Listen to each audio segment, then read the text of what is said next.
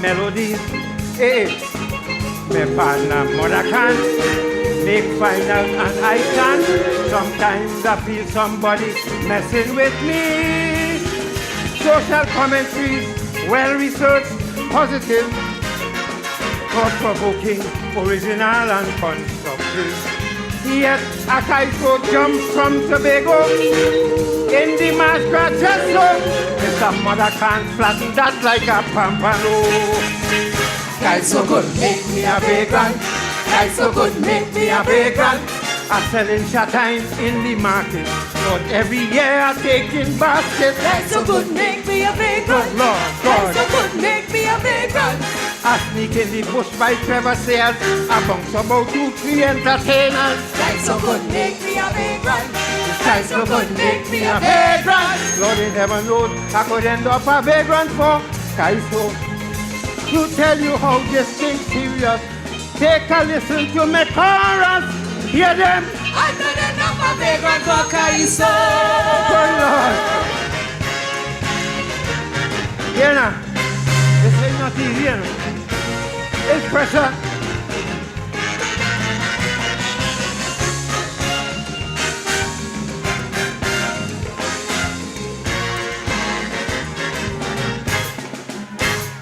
All you remember, Shadow's classic poverty is hell. 101% Trini ain't come back since. Iowa and Rhoda said, so long, no profit in Kaiso town. Going Dubois done with Kaiso, he's convinced. This Kaiso business could be really pure hell. Plenty singers disappear and lose their shell. While I bear pain and show some class, I catch in my mother mass. But one day my name shall be first at last. Kaiso could make me a vagrant. Kaiso could make me a vagrant. The credit union record is a crime. My grandmother dead about 15 times. Kaiso could make me a vagrant. Good Lord, God. Kaiso could make me a vagrant. I check the blue machine, why fussing bad? The machine tell me, boy, just give back the card. Kaiso could make me a vagrant. Kaiso could make me a vagrant. Lord in heaven knows I could end up a vagrant for Kaiso. Think to make man cry, all you laughing. But hear how my friends them bleeding. Tell them I could end up a vagrant for Kaiso. Oh boy, yes sir. Well, I guess everybody had an opportunity to do a commentary on the commentary. So I just wanted to identify a couple of things, especially upon hearing that a judge had suggested to a contestant that they needed to check their mic first. Come on. Is that person deaf? I am listening to this recording here and I'm hearing one, that the EQ in the lead mic is terrible to say the least. The chorus, nice and bright, all the S's being heard and so on. So, what is Tuko, which bar let's have by the judges' enclosure? And make sure we judges know. Into the other fix that. We good. So, I think I could tell you that. But the judge's decision, however the advice is final. We're good. But come on, man, let me fix this. Anyway, this is how I'm going to do it for today. Eye on Dependency is up next with Garth and Natasha. I'm going to be here still, providing some kind of leadership. I.e. the operation of the board, right? So they don't feel like we're on guide God what to say. Ready music to me. Listen to this. Oh, she's on.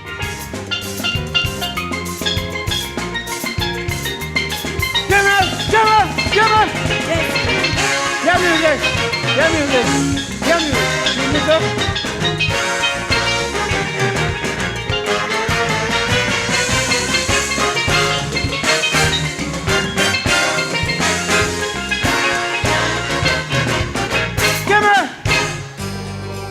Eye on Dependency with Garth and Natasha. Reality radio, at its best, where every life is a biography. Sundays, at 10 a.m., and exclusively, on I-95.5 FM. And streamed live, on the Eye on Dependency Facebook page, and YouTube channel.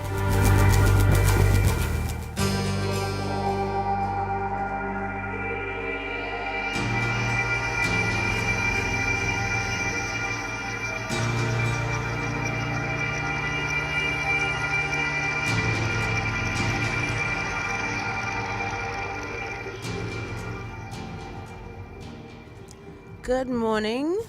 Good morning. Happy Carnival. Happy Dimashgra. Welcome to Iron Dependency. In the vein of the annual celebration of Carnival in Trinidad and Tobago, we are happy to welcome you and welcome our guests, which Garth will introduce shortly. But just a reminder to those of you tuned in on Facebook and YouTube, please like the live when you enter. It really does help the show. And thank you to those of you listening to us on I-95.5 FM. Good morning, Trinidad and Tobago. Good morning, Natasha. Morning, all. And thank you very much for once again joining us here on Independency. We have a lot to share with you here this morning as we welcome executive members of Trinidad and Tobago Police Service in the gentleman ACP Smith, who is, of course, ACP Criminal Division and Special Operations, who is also the Gold Commander for this carnival, and ACP Brian Sudin, who is ACP Specialized Support and also the alternate Gold Commander. Gentlemen, good morning. Good morning, God. Good morning to you. It's a pleasure, as usual. We do this every year, and we always thank the Trinidad and Tobago Police Service for accepting this invitation. We thank the Head of Communications, Ms. Joanna Archie, and her team at the Communications Unit for the tireless work. I mean, I've seen some work this morning. Yesterday, we've been doing some research and stuff on the communications team of the Trinidad and Tobago Police. Listen, they don't get enough kudos. And they have, even the WhatsApp, I think that is such a unique thing. Yes. We talk about that, the WhatsApp group that they set up for the public. You know, how many of you already knew that there's a WhatsApp group? So we're going to be sharing lots of that with you. And during the breaks, we're going to have some short information, PSAs, and we include gender affairs in this too as well, and from the police service. And also you'll have an address to the commissioner. You have safety tips that was done by the communication unit with Squeezy Rankin, some police officers. And before we take your calls, we play a message from the Commissioner of Police to the police officers. I mean, after listening to this message, you know, as a police officer, you should be proud to have a leader like this who is motivating his men and women to go there and work for Carnival. It's a really a beautiful video, and we will share that with you. So join us this morning on Independency. Thank you very much. So, I-95.5 listeners, those of you on YouTube and Facebook, please gather here this morning because we have police with us this morning. So, gentlemen, this is your time again to be having sleepless nights and a lot of planning and preparation. So, but before we get into it, if you don't mind, Mr. Sudin, ACP Sudin, it's the first time you're sitting with us here on Independency, and we're thankful for that opportunity to engage with you this morning. Now, you are ACP Specialized Support, and you're also the alternate Gold Commander. So if you don't mind, could I engage him? And if you could tell us what is your role, especially what is Specialized Support and your role as the alternate Gold Commander. Thank you very much for having me here this morning. And a pleasant morning to Trinidad and Tobago, all our citizens, our visitors to our beautiful shores. Welcome. And I will take this opportunity to wish you all a very safe and enjoyable Carnival. The Office of ACP Specialized Support, I oversee the Traffic and Highway Patrol Branch, the Community Policing Section, the Transport and Telecom Branch, the band. The band also falls under my supervision. The band? The police band. Okay. Yeah, and you know, they are doing some tremendous work in bringing that. Of course, I remember to our citizens. I remember the police band working with me this carnival. She did last year and she did this year again. Yeah, she did a very good job. Yeah, And As a they just tenor came player. out of Christmas with all the Christmas concerts, Yeah, and they were instrumental. They had it. In fact, I made the comment that if I could, use the similarity to the band, every chorus is a chorus towards making Trinidad and Tobago a more harmonious place to live. Yes, And the band was indeed. responsible for bringing that joy for Christmas. Absolutely. And they continue into the Carnival. So as alternate goal commander, I just want to take this opportunity also to thank the Commissioner of Police for giving me that opportunity to be the alternate goal commander for Carnival 2025. It's a pleasure working alongside ACP Smith. I always learn from his experience in planning these events. And also, I want to take this opportunity to thank my dedicated staff at the Office of the Specialized Support and all the other officers who would have contributed to making all the preparations successful. All the various stakeholders, I thank you. It has been a marvelous experience. I look forward to a successful Carnival 2025 with all the planning that went into this event. Indeed. Well, back to ACP Smith now, to explain to the public, what does a goal commander mean? What does that title mean? Why has it been instituted? What is its importance? Right, okay. And good morning to the viewing and listening public of Trinidad and Tobago. And thank you so much for having us on this program this morning. It's really important for us to be here to share this information that we have as it relates to Carnival 2025, so that we can all make it a successful and event-free, Carnival. Over the years, we always keep hearing that there was this incident and another incident over Carnival period. But we are hoping they say that persons will let good sense prevail, so at least we could have a safe and enjoyable Carnival. Thus far, we haven't had any serious incidents at any of the pre-Carnival events, and that's a plus for all of us.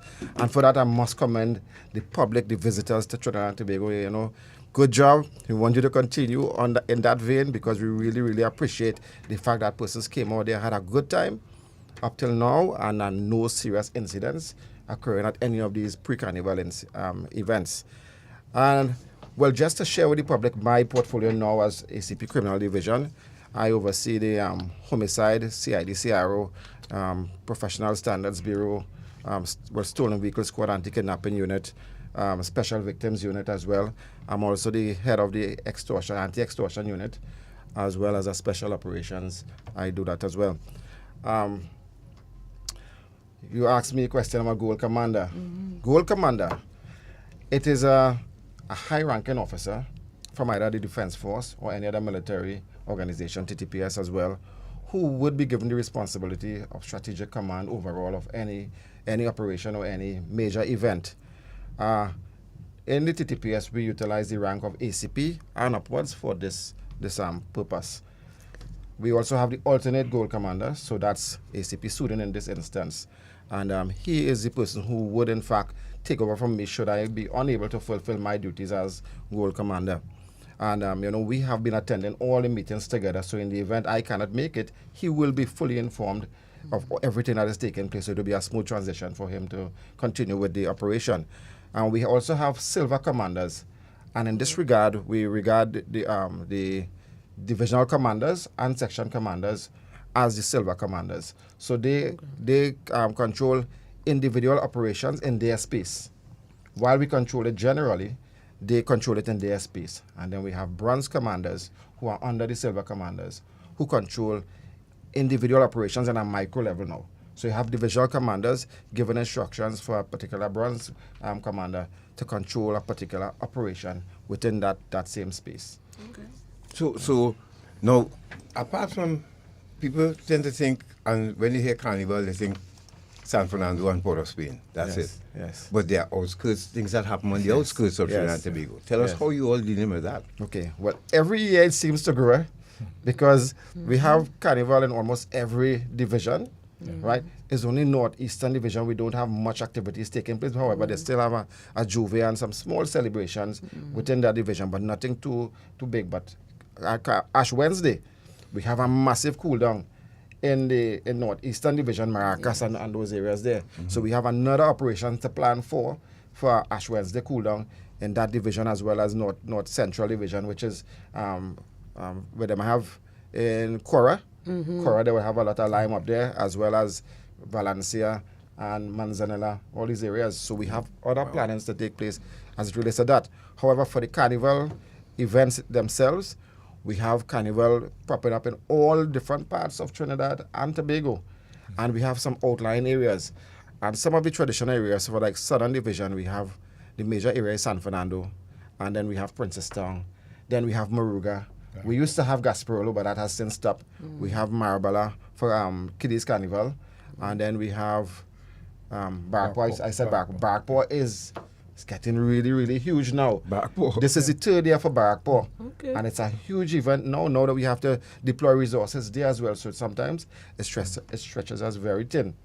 And then we have Port of Spain, the major carnival here in Port of Spain, the Mecca of Carnival. And we have Shogunas, we have Freeport, we have Cuva, and then we go on to San Rafael. Is something big now, huge, right? We have to set up special teams up in San Rafael to assist in maintaining law and order up there. We have Cedras, something huge down in Cedras as well. Most of the Juve. Yeah, most of the Juve. So when you believe it's only Port of Spain and San Fernando, it's all over the country. And that's the reason why police officers have to be stretched so thin, right, to accommodate all these events.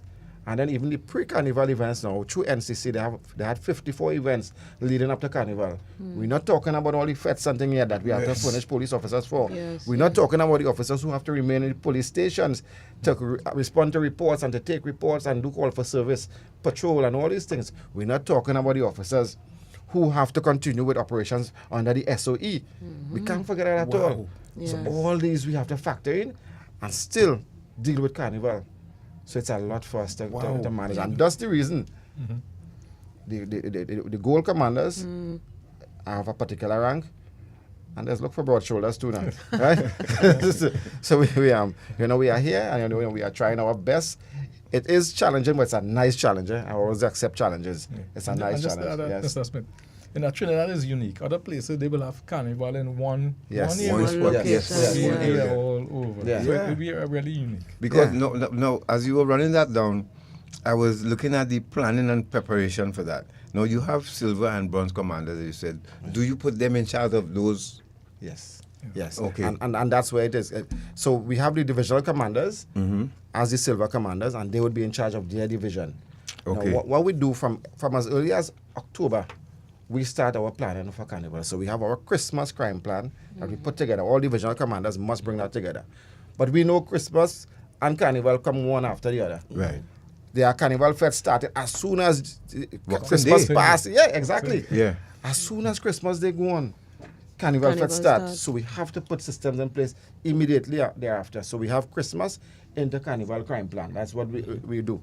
Then when carnival is proclaimed in November, we have the goal commander and the other commanders assigned, and we continue with our meeting. We start our meetings now with the silver commanders, divisional commanders, and section commanders as it relates to planning for specifically carnival and carnival-related events, right? So this is where the planning starts, and we have several meetings so that we can drill down and get the best product.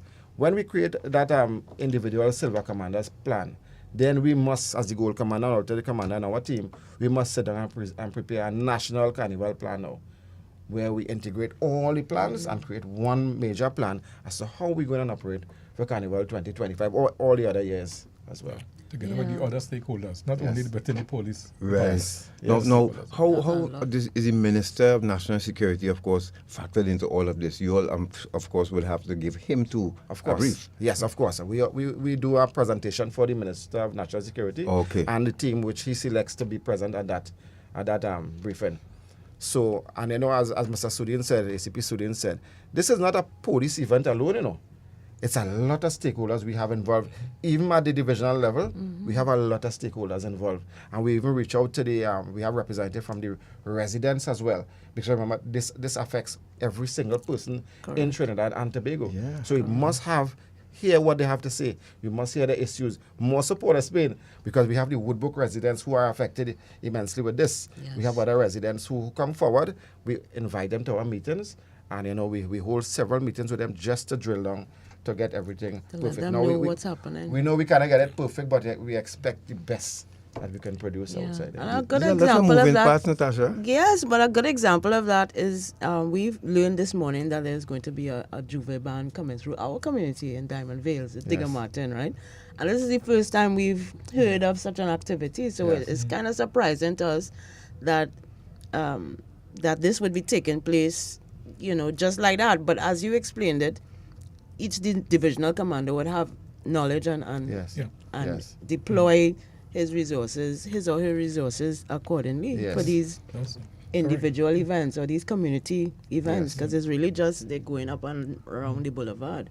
But still an event that affects all of these stakeholders that you just mentioned. Actually, the permit, I'm aware of it because the permit to have that music truck came to me actually. Right, there you go. So I'm aware of it. So ACP Sudin is the person charged with the responsibility of issuing permits for Port of Spain and environs. Okay. And ACP Meister is for South Central. So they were charged with that responsibility. It's a massive I mean, we didn't look at it like that, and the members of the public will never have an appreciation for the planning and preparation that goes in. It's a lot of moving parts. Yes, a lot. And you need level-headed, command to really get this done and come out winning again, as you're all accustomed doing. But if you're just joining us, you're listening to Dependency, and we have in studio ACP Richard Smith, who is, of course, from the Criminal Division and Special Operations, and also the Gold Commander for this Carnival, and also ACP Brian Sudin, ACP Specialized Support, and he's the alternate Gold Commander. And you've heard, of course, in the next hour, if you, the members of the public, have any questions for these gentlemen, we'll give you the opportunity to ask them. And but we urge you to listen to what plans they have. We're going to take a break, and when we return, we want to listen to what plans they have and what other information they have to share with you, and including ACP, I want to touch on something that we talk about every year, which is whining on the police. So we will even talk about that too during this program. And I know the members of the public have a take on that. I just saw some lights come on.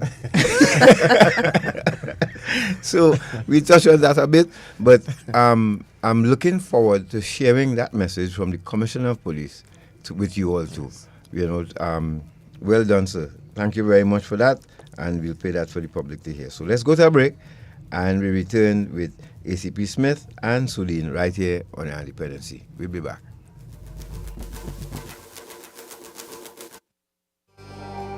Yes, girl.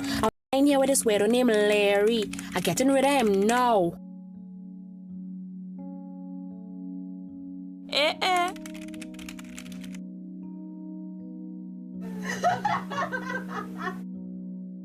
Let's take a selfie. It looking good, boy. I putting it online. Hey, I thought you say you went to the beach with your parents. Who's you? It's me, Larry, from online.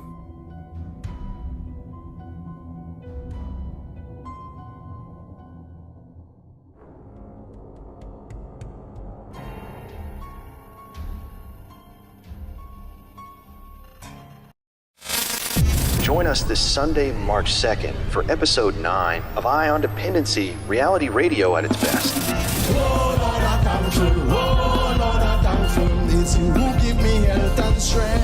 It's that time again. The things start, and everyone is gearing up for the 2 days of revelry.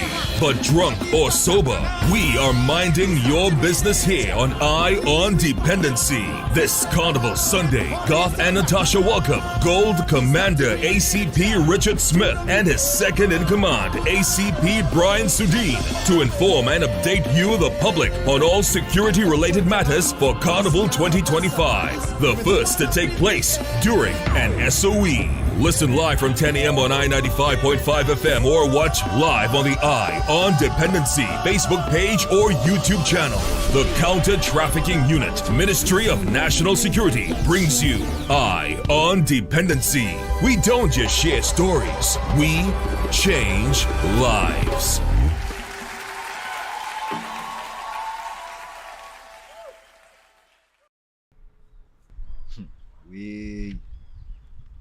The sex trafficking thing is a serious thing, boy. Sex trafficking? I thought it was only human trafficking it have. But what do you mean? No serious thing, boy. Where you get that from? I don't know about human trafficking, me not about sex trafficking. So how can you spot and identify perpetrators and children who are victims of trafficking? Many victims who are children do not look like under 18 years old. Child victims often move escorted around alone or in small groups. They also live in shared and even packed rooms and have very little clothing and belongings. Child victims are often seen with adults who are not their parents, their relatives, or their caregivers. Migrant children are often unaccompanied and separated from their parents. Child victims are often engaged in work that is not suitable for children. They are often deprived of their freedom to go to school, to play, and to enjoy being a child. Perpetrators have unexplained sources of income and possessions. They are businessmen and businesswomen running legitimate and illegitimate businesses. Perpetrators may appear to be the victim's friend, boyfriend, close relative, or employer. We are the counter-trafficking unit of the Ministry of National Security, Trinidad and Tobago, safeguarding human life.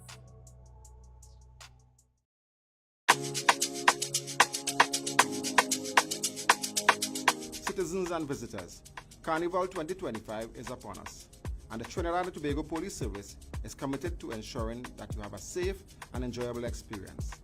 This year, we are making it easier for you to stay in the know with real-time updates, critical safety tips, and essential information at your fingertips. With our new WhatsApp channel, your direct source for everything you need to know to have a safe and enjoyable carnival. By joining our WhatsApp channel, you will have instant access to carnival safety tips, how to protect yourself, your belongings, and others, parade routes and road closures, know the flow, avoid the congestion, medical emergency routes and facilities, quick access to help if you need it, public transport hub relocations, where to find safe and reliable transportation, real-time alerts and police updates. Be in the know as events unfold. Joining is simple.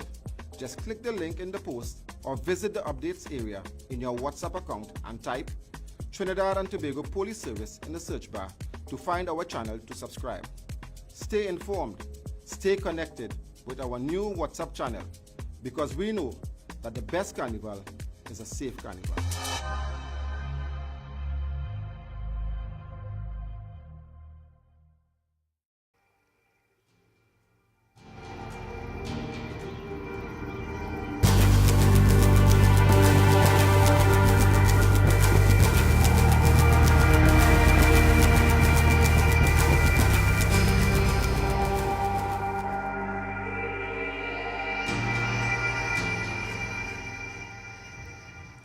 Thank you for staying with us. This is Eye on Dependency on your beautiful sunny Dimashkra Sunday, Carnival Sunday.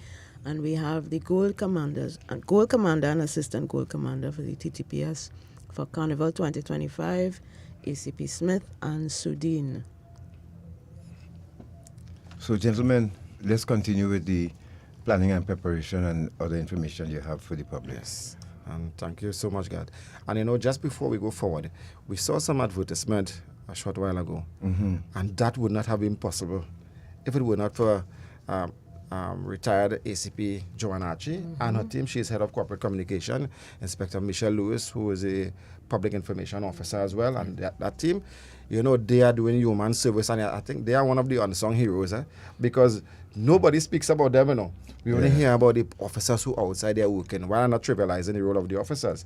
But the fact is, without Miss Archie and her team, Miss Lewis and they prepare us for media briefings. They do all the advertisement. They share they prepare all the information ads and all these things for TTPS as well, safety tips and everything. And they need some recognition. And I really want to say to them, thank you so much for that. And I commend you, each and every one of you, in that section, because we really, really need them. And they are, in fact, there for us on every single occasion. Yes. They are outside, even in the SOE, recording some of the operations that we are doing. They go on scenes of murders as well as all type of operation. And they are there to broadcast that to you, the members of the public, so that you will be aware of what the TTPS is actually doing outside. So to Joanne Archie Inspector Lewis and the team, kudos to you and thank you so much for your support thus far. I fully endorse that. Sir. Yes, me too. They are the ones behind the cameras. Exactly. That's why we wouldn't see them. And I've seen, I've been to police headquarters several times, and I've been lucky to be, see briefings and how they put it together, and that team really works hard. Yeah, and, exactly. As you said, they are the unsung heroes, and they have been for quite a while, and it's not going to stay like that. And thank you very much for bringing that up, because we have some, and all the videos that you see. Yeah, exactly. And all they're responsible for it. So we really need to, Tom, you could find the applause button before we go. We're going to give them that forward. Yes. So yes, so over to you. So during the course of our preparation for Carnival 2025, we held several meetings with even NCC, TUCO, Pancho and Bego, all these organizations, the parade of band personnel, right? And we really had to sit with them for weeks upon weeks. Every NCC event, every panorama event, we had to sit. We had our security meetings so that we will be, everybody will be working in sync. And I just want to give kudos to the team there. It was myself, ACP Sudin.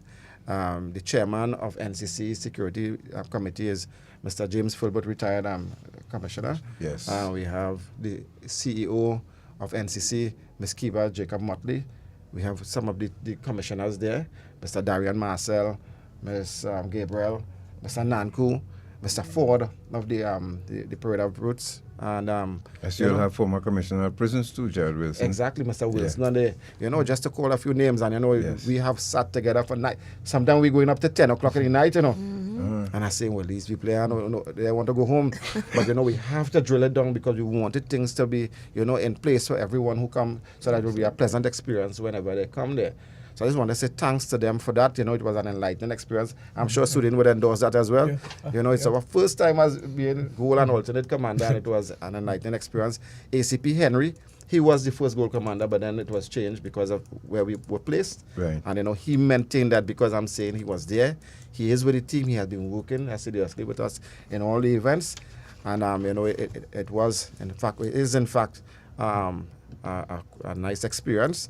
We also meet in our preparation, we meet with personnel from Ministry of Agriculture. A few years ago, we had bees coming out. Yes. Right? Yes. So we put that in place this year to make sure that we have them at a moment's notice. We are even trying to get them out so that in closer proximity to the action. In the event it happens, they wouldn't have to respond from too far. So we met with them. We met with some of our additional agency that we work with our partners, Trinidad and Tobago Defense Force, municipal police and city police officers, transit police, parliament police, all of them coming out to assist. Pretty larceny squad, the traffic wardens as well coming out to assist. So all of them, and we even went so far. Well, some of the divisional commanders, I used them in the past, are the private security companies to assist us in some of the residential and industrial estate patrols, so that while we are here, seeing about the carnival venues, we have community comfort patrols taking place with TTPS, as well as the private security companies working as a team and going outside there to keep your communities safe and your business places safe as well. I just want to add to this. It's really, and I couldn't help it when you talk about the meetings with the stakeholders of the NCC. Yes. I couldn't help it. I just want to say thank you very much to the CEO, because I'm responsible for the permits, generating the permits. And that critical week, my printer malfunctioned. And I was able to make a call, and we got one rented through the NCC. Nice. Okay. So we could have continued. So really, that team, that really a collaborative effort. I really want to extend that. So send the kudos to her, man. So thank you. Yes. That is important to have that support system just in case. Yeah. And when we're speaking about unsung heroes, you see the band marshals earlier and the React personnel. I don't know about that. Yes. The band marshals are the one who manage the bands coming down the road. Yes. Who are the ones who have to take all the insults from the masqueraders and from the band leaders, and them at times. They get a lot of disrespect. Up to yesterday. Right? Seriously. Yeah. People don't know about their function as much, and they don't look at it.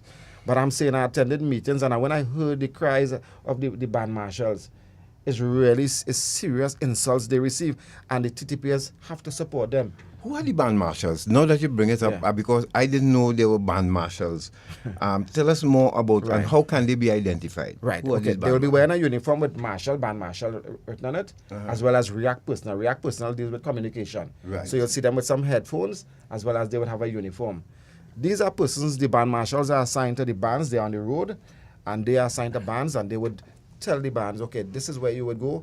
If any band needs to go off route, they would tell them which route they can take, because we have some operational routes that we didn't publish. That is for us to operate with. Oh. Right? So we will be managing that. So what we told the band leaders, if you need to circumvent the route, you must apply in advance. So we have had applications. Some of them do not want to take the entire route. So they would be sent off, and the band marshals would guide them accordingly.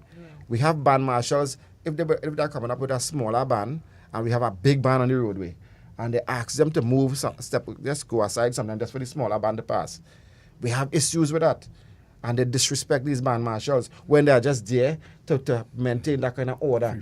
And then when we have these React personnel there, they will be able to tell us where every band is, Yes. At the command center, we will know where every band is, and we will know how to maneuver. We will know when the bands are approaching a particular area. If we have to make a decision to circumvent a route, we will know that it wouldn't have any clash with bands. Okay. Because of these persons who are there, who are so important to this. And we have held meetings with them and heard their cries and everything. And I'm saying today, I don't know, I didn't ask them if they get paid. But if they're not getting paid, or they pay the people. And if they're getting paid, get them more money. Right? Them and the React personnel. So band marshals are civilians or police officers? Civilians. Yes. Yes. I'm hoping that if it's voluntary, I'm happy. But give them something. Right. Because they really, really do human service outside there. Listen. And without them, you're going to have chaos outside there. Because they are actually keeping things in order. While we are there managing points, them keeping the order with the bands, ACP, and you know how our people could be disrespectful, especially when they drink. Exactly. And you know, you telling them, you know, because band marshals, of course, have to coordinate too as well. That's correct. Yes. Yeah. And otherwise, bands would actually run into each other. What happened? Last year, I understand it happened when two bands were coming off their lunch break. Two of them going in the same direction. And they had a kind of lock there, interlocking thing, and they spent 3 hours wasting time. When they could have just listened to the marshals. Wow. You understand? Okay. So we're trying to iron out all these so God, that when people go on their lunch hour, you know you're moving off, move off, and let the next band pass, and so you're going, and then move off in succession.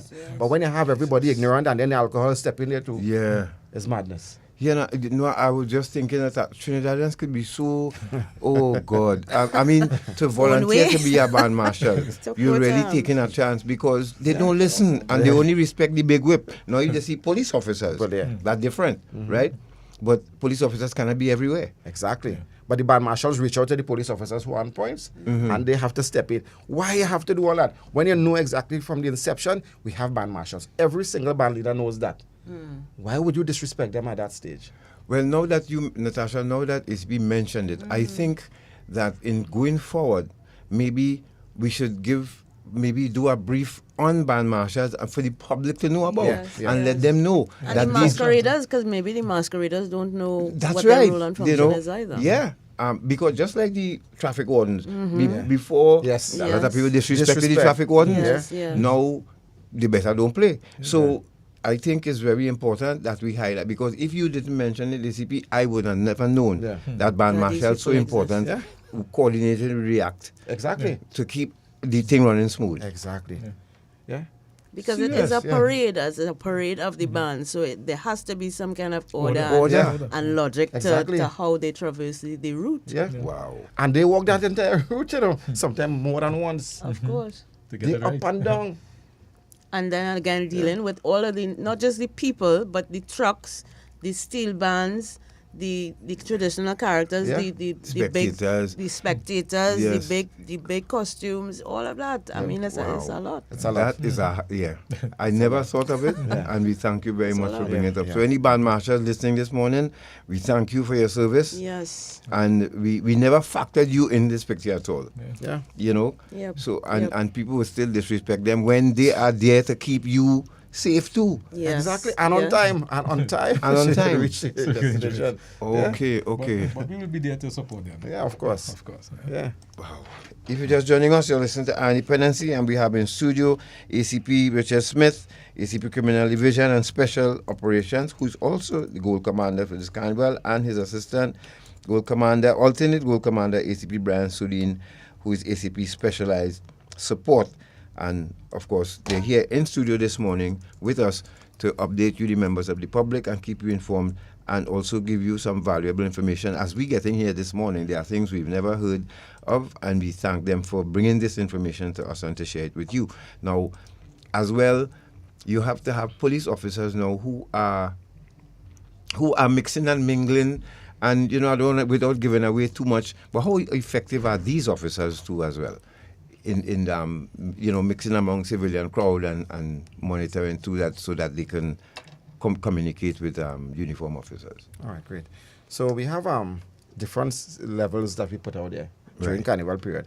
So we have undercover officers. Right. We have officers in plain clothes who will blend in, looking for these snatchers and all these persons who feel they could come in and play the fool for Carnival period. Right. We'll be waiting for them, right? We have operations planned before, so So I wouldn't go much into that. Right. And then we have the actual officers on the ground. So we have the uniform officers who will be holding points, right? So they will be manning barriers at different locations on the routes, so that persons wouldn't breach and pass their vehicles through there and go and hurt persons and all these things.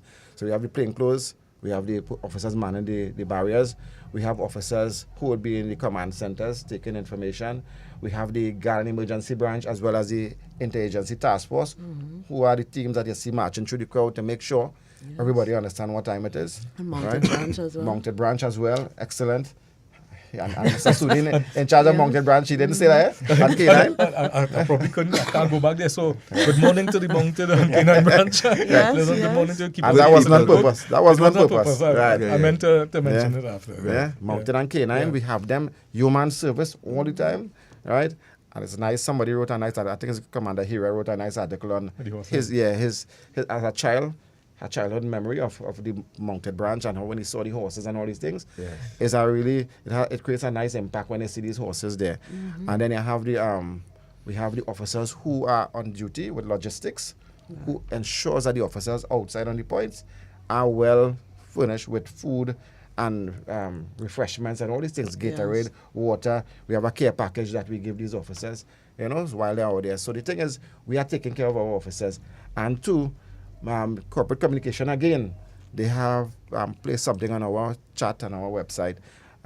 It's a curb conversation, I think it is curb chat, where it's information to officers for stress management, for health and wellness as well, and just how we should manage ourselves during this carnival period and even beyond. And all this information is shared with us. Even the officers who are on point duty, we have pamphlets created for them so that they will be aware, because you understand how much places we have to manage for Carnival. Port of Spain being the Mecca, we must pull in a certain amount of officers from all parts of the country and sections to assist in managing Port of Spain. They would not know the demographic of Port of Spain, so they would need information. So we have that at our fingertip, because I know that over the years people complain that the police didn't know where the taxi stands were, the police didn't know where this was and the other thing was. So we give them information this year through hard copy pamphlets, as well as we have a QR code on a poster that we place at all staging areas where police officers are briefed, so they could use their smartphone and scan these QR code and get information so they could share with members of the public. So that is how we intend to interact with members of the public. The officers were briefed to know that, listen, this is a national festival. We are ambassadors for not only Trinidad and Tobago during the carnival period, but for TTPS as well. So we must operate with some level of professionalism and courtesy and all these things, and with our accord and pride, right? We must operate with that. So that is our intention for Carnival and beyond. Right. Wow. I'm getting tired just listening to all this. I can just imagine the sleepless nights you all have had. The good news is coming to end very soon, but the bad news is going to start back just now. So do you have any other pertinent information that you wish to share with us? My department, my division was tasked with the responsibility of issuing permits So I could probably go into the Yes, permit please. permit. Yes. Right, so we know Carnival is about masqueraders, spectators. So we try our utmost to minimize the vehicular traffic within the zones. But also we have to consider the residents, the business owners, the service providers, the emergency responses. Right. So that's where we come up now with special permits. So there are 3 different permits that are being issued for this carnival. We have the all access, that will more so for like the security companies. We have the restricted access, that will be like specific to residents or business owners. So that's just to really direct them to where they are going, not all over borders being during carnival. And then we have the ban route access pass. That's for the music trucks and all the other support vehicles for the bands. So we have to go through a process to get these permits. Really, it's a strict process. I made some guidelines, right? So yes, please. I could probably show the even for the officers who might be looking, right? So the different permits. If I hold it up, this is the ban route. So all the music trucks will have this permit on their vehicles. Okay. Ban route. So we know they are on the ban. This one is for the all access that I spoke about. Can you pass? Sure. Let me see. Sure. Right, go ahead. Yeah. The all access for the security companies and all the other support staff. And the red is the restricted access to like the business owners, the residents. Okay. Each permit will be accompanied by a letter signed by me authorizing the use for the vehicle for whatever particular purpose. Okay. Yeah. Now, this has always been done? Yes, it has always been. Okay, so the yellow one is for the ban route. The band. So this will be in front of the truck, on the windscreen of the truck. Yes, so it's yellow. So all of the vehicles associated with a particular band will have that. Yeah. So the green would be for this permit is valid. That's the all access. This is all access. So once you see a vehicle with a green permit, this is all access. They have access to within the zones. Yes. Within the zones. And then the red permit is restricted. The residents, the business owners who need to have access to their places. Okay, wonderful. So they color coded. So it's green, yellow, easily identifiable for the officers on duty. Let me see. Yes, and then this. So they must. So if someone is stopped, they must produce that this as well. And the letter. A letter of authorization for carnival permit. And that letter will have the vehicle number, the driver of the vehicle. Right. Oh, I see. And to obtain that letter, one of these passes, you're going through a rigorous test with me. And it's not transferable? Not transferable. Okay. Right? So some of the things is, okay, I brief my officers, even the driver's permit, to look out for certain things. Ensure that the permit is valid. Right? Ensure that it's a class for vehicle that will be on the road. The certificate of insurance, the validity of that also. The special insurance for the music trucks and stuff. They have to go through because now we have goods vehicle carrying passengers. Yes. So they have to get a special insurance and that will be determined by the license office when they're given the permit. Right. So when they get that permit, then they have to go and get a special insurance. So we're mindful of all these things to prevent any incidents. Right? So the letter from the band leader stating that, okay, this vehicle is part of the band. So not any vehicle can just go and join our band. True. It must be authorized to be in this particular band. I know the conversation came up before if we could limit how many vehicles per band, but as it stands today, there's really no limit. We have up to 14 vehicles. Oh, more in one. And when you say vehicles, you're talking about trucks. Trucks, and then we have the washroom trucks, we have the drinks trucks. And then some of them have the maxis, so in case persons unable to walk, they will have a place to sit and Right. Yeah.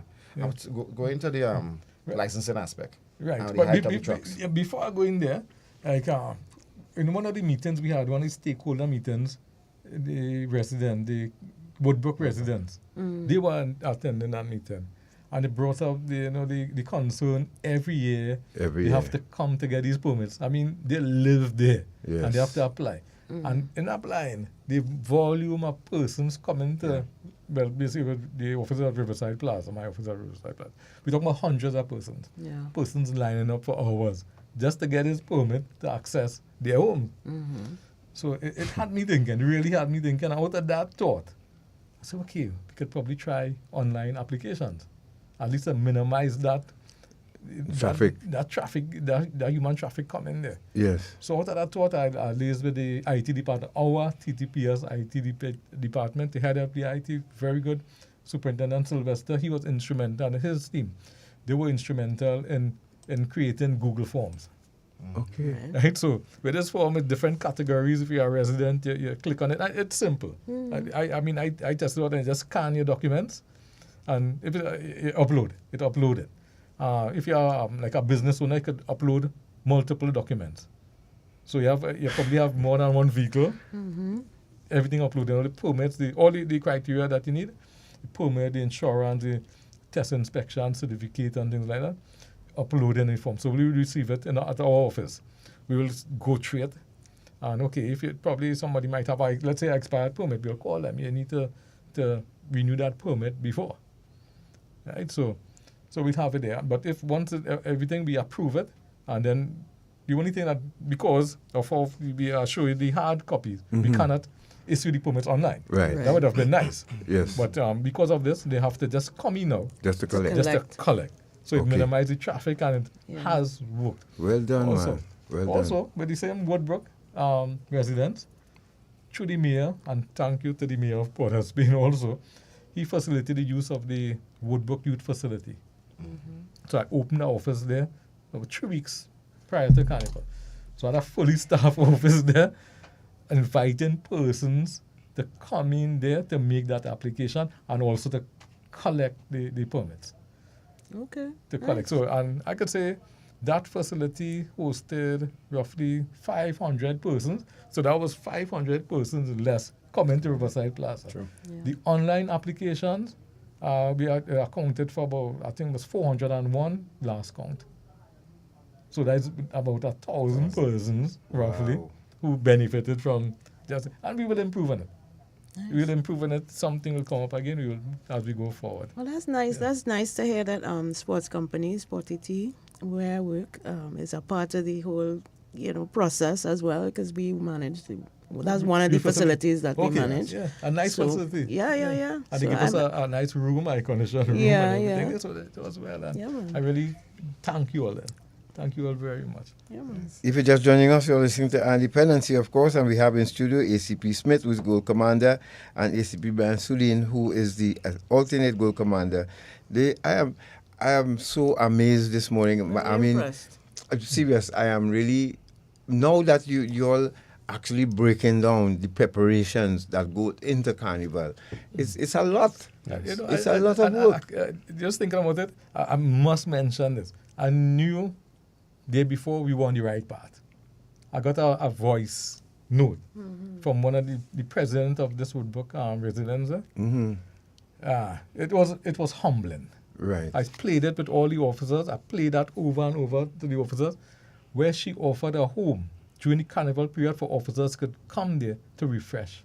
Okay. That is humbling. And I knew we were on the right path. Yes. Right. So thank you again. Yes. I don't want to call the names and but thank you. But this ongoing problem, I think, is something we raised in the past. Now, Juve bands pass through these areas. All bands pass through, especially Juve bands.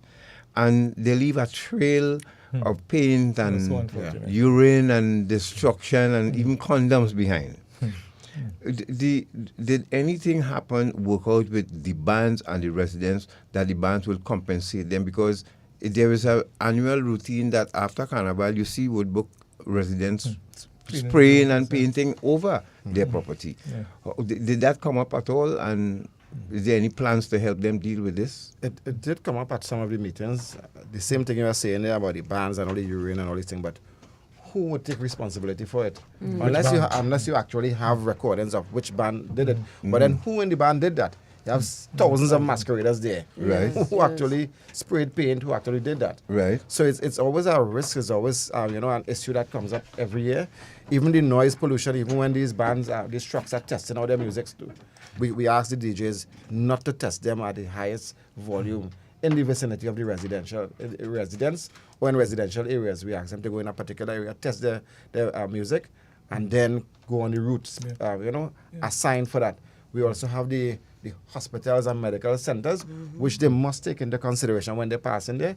That too that was discussed with the band leaders as well. And, we are hoping that they comply with that.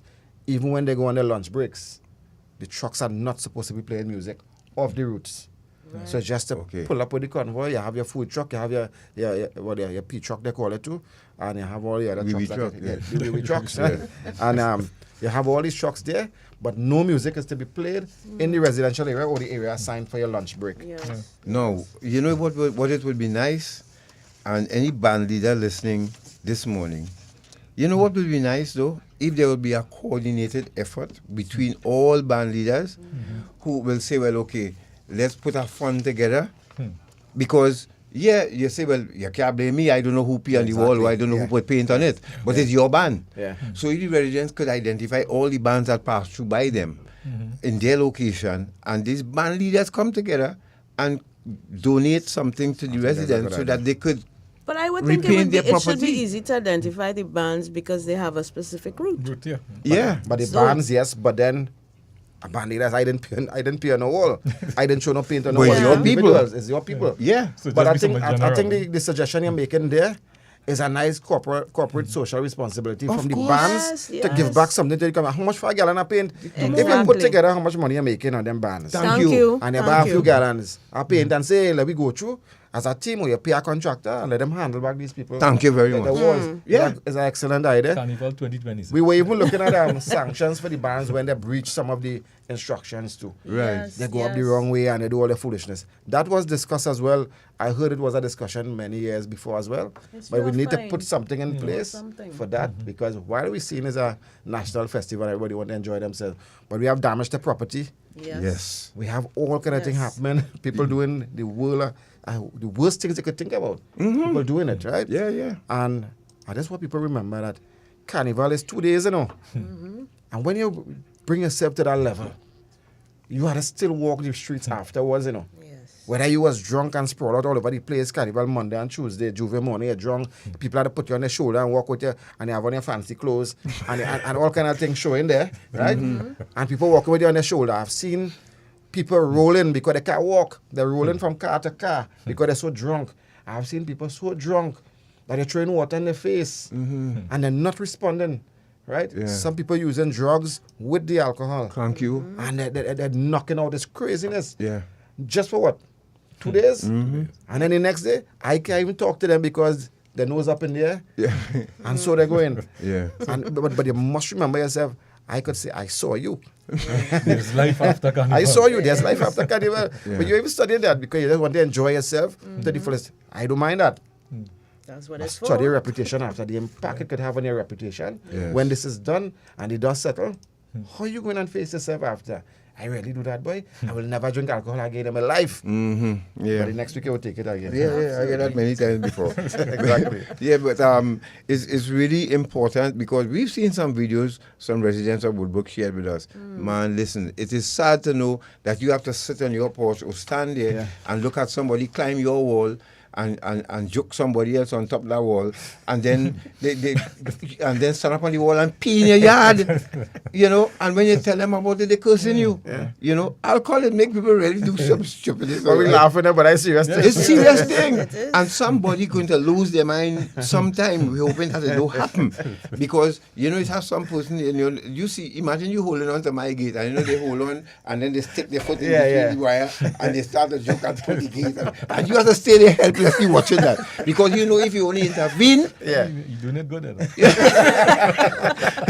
Because if you only intervene, you could have throngs of people coming in your yard now to attack you for protecting your own property. Exactly. That's sad.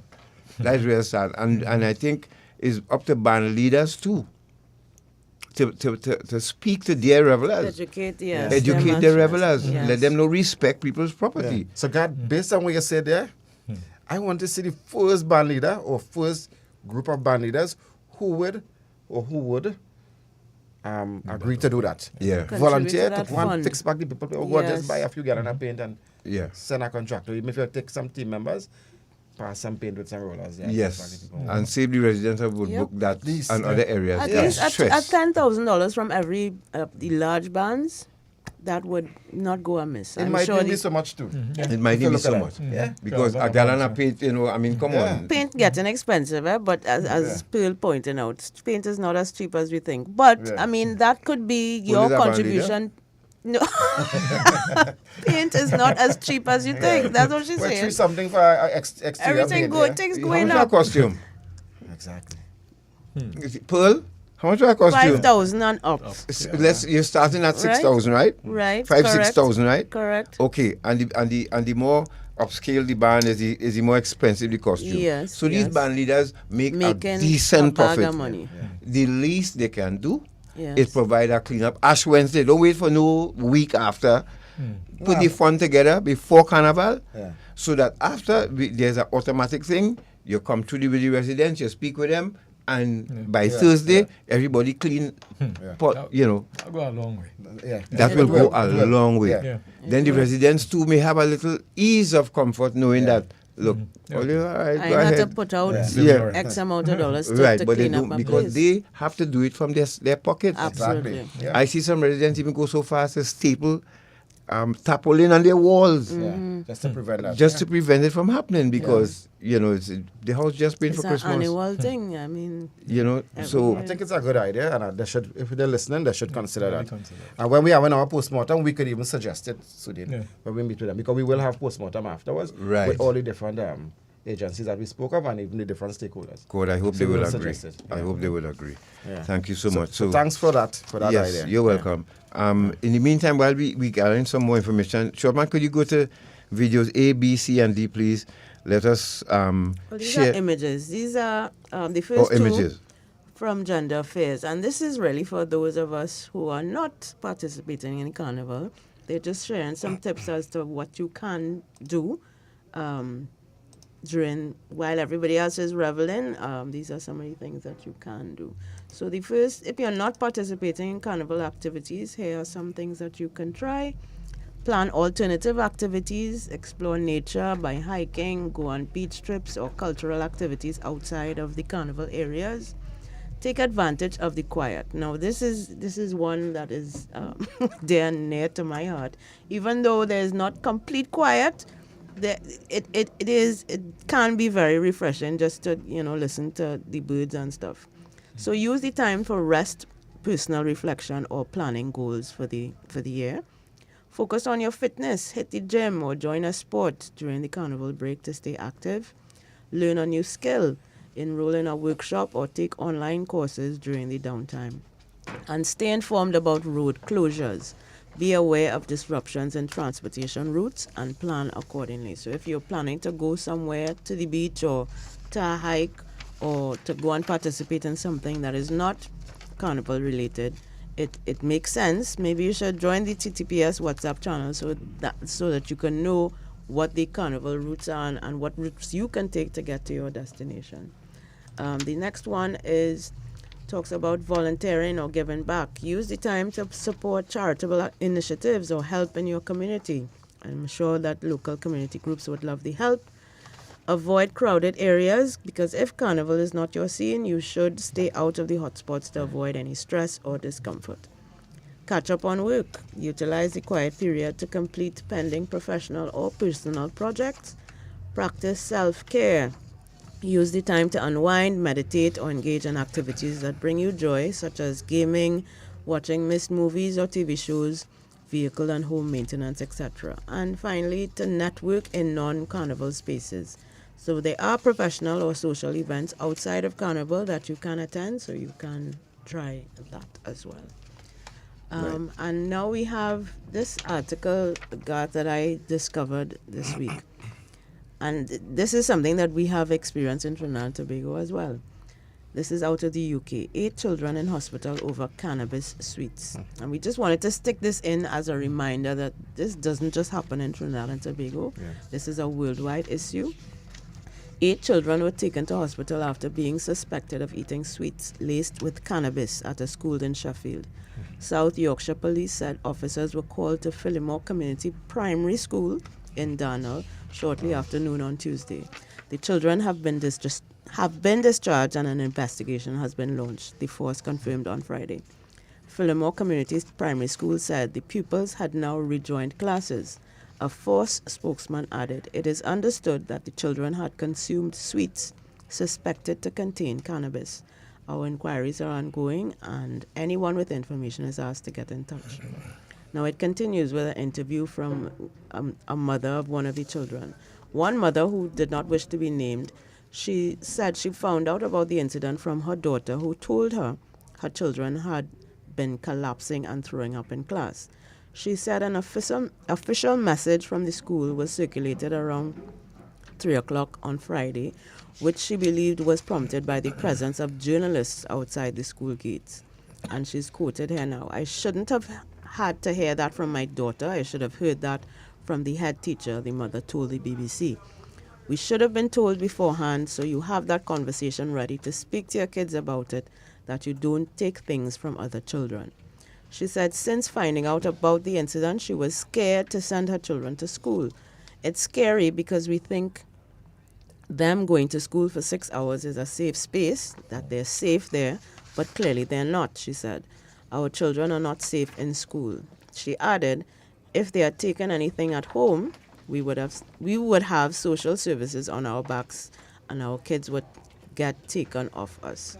So again, this is just a reminder to parents and children and teachers that there are people out here who are trying to get your kids hooked and get them intoxicated. And cannabis sweets are available, not just to adults, but to children as well. So be very vigilant. Speak to your children about taking things and candy, especially candy and sweets from people if you don't know where it has come from. This is really something that we need to get a handle on, not just in Trinidad and Tobago, but around the world, because there are people who will, obviously, but these children were taken to hospital because they were severely intoxicated by these cannabis sweets. So just a reminder for parents, teachers, and children about the dangers of consuming cannabis in this form. And Mr. Gart? Yes. Officers, there's something we have to be mindful of too, that there are vulnerable group that still that remain vulnerable for Carnival, which is children. Yes. Some people lose their minds and they forget about the children. Yes. We urging parents again, please, we have predators out there.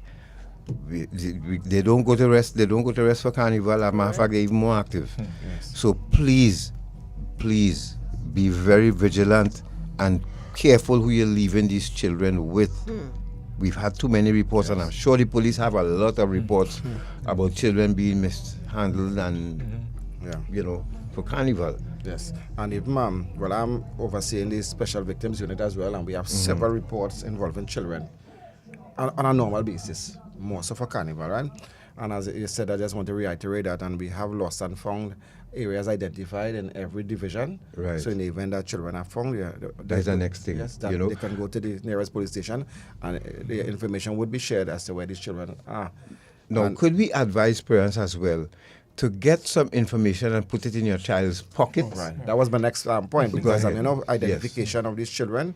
So I know some people use bands. I know some people use cards that they can place with the child in the event that they separate from you. At least we'll be able to have information on these children and get them back to you in the shortest possible time. Because it's easy for a child to get dislodged from you, especially when you're going through crowd, right? Exactly. Yes. Yeah. And when you ask, what's your mother name, mommy? Yeah. They can't tell you a thing. So whom?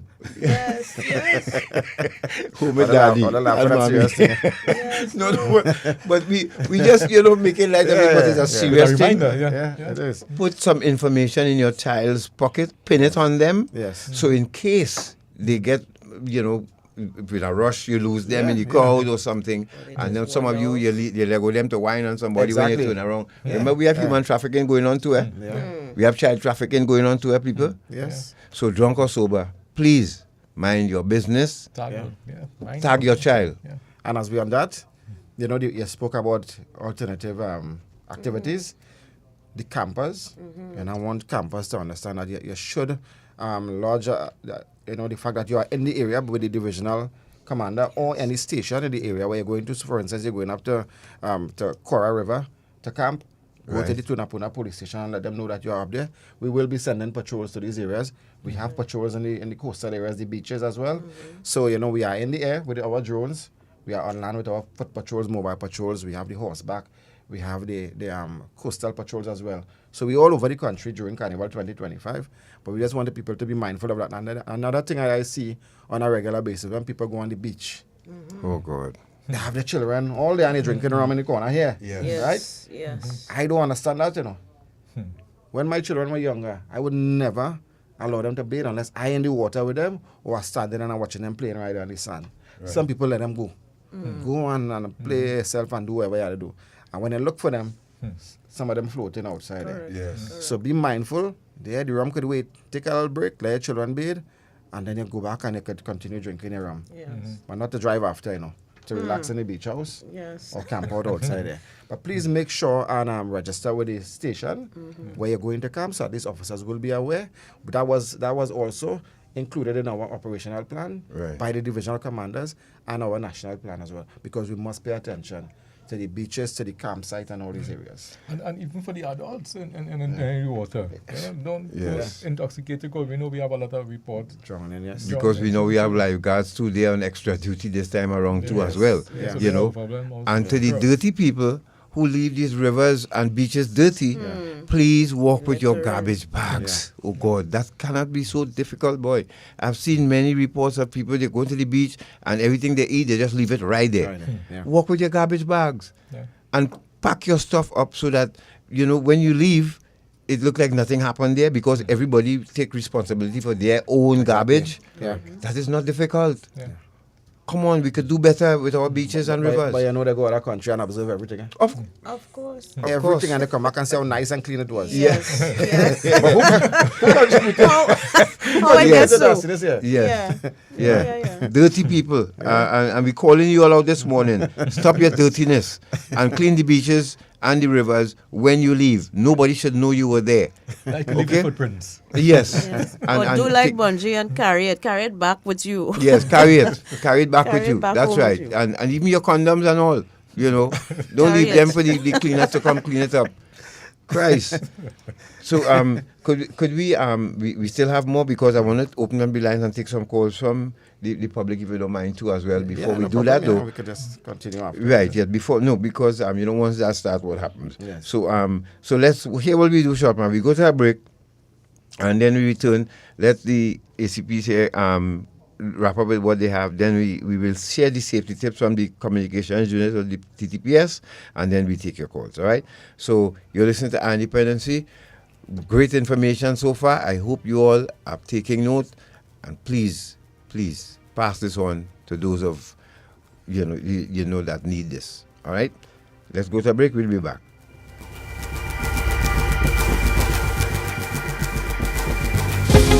Ready, set, no. I am Inspector Lewis, Public Information Officer of the Trinidad and Tobago Police Service. Do you know that the prohibition of glass bottles 2025 is in full effect? Do you also know that if you use a glass bottle in public space in any carnival event, that you can be fined? Do you know that the fine is $1,000 and imprisonment for 6 months? Now, the carnival period for this year begins at 4 a.m. at Juve on the 3rd of March 2025 to midnight on Tuesday, the 4th of March 2025. We want you to have a safe carnival and to enjoy the carnival without any glass bottles or any breach of any laws in Trinidad and Tobago. Be safe, know your limits, make safety your priority, because we all know that the best carnival is a safe carnival.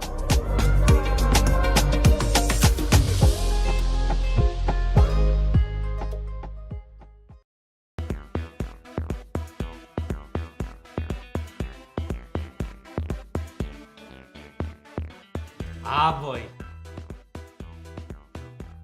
I feel like I'm going to buy myself a senorita tonight. Nah. You know you might be promoting slavery. Slavery? What are you talking about? Hey, modern day slavery. or human trafficking is just what some of these people just do. You know some of these women were tricked to come here? Some are held against their will, abused, and even beaten. Most times the girls don't even see any of the money that is paid for them. And every night, they just have to come out looking nice and sexy for somebody like you. Human trafficking is a serious problem and a serious crime. Persons who solicit commercial sex services may be contributing to human trafficking. A message from the Counter-Trafficking Unit of the Ministry of National Security. Morning. Listen now. I've noticed something out. Them new people on the Bobby Road there. Where's that? Girl, the man that is passing up and down in front of here with a set of woman. I really noticed some woman living there, you know. And they can't even say as much as good morning. Well, listen now. I wonder if it's human trafficking. You think it's that? So, how can you spot and identify perpetrators and victims of trafficking? Many victims are found living and working together in the same place and sleep in shared and inappropriate spaces.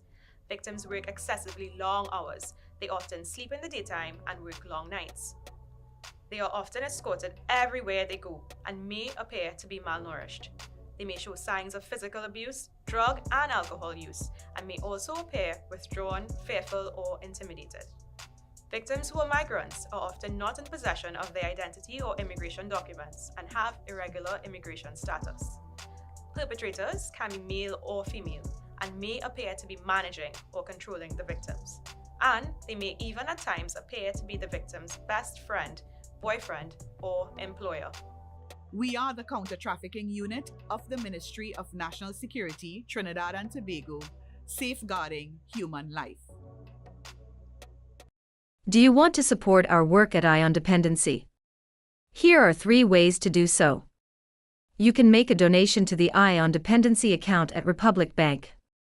You can follow the Eye on Dependency page on Facebook. You can subscribe to the Eye on Dependency channel on YouTube. Liking, commenting, and sharing the live on a Sunday also helps. Thanks in advance for your support.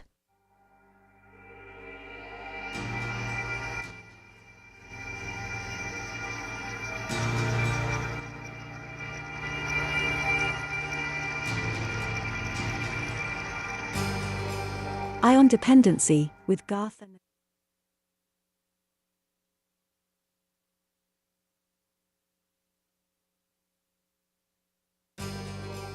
Eye on Dependency with Garth and Natasha.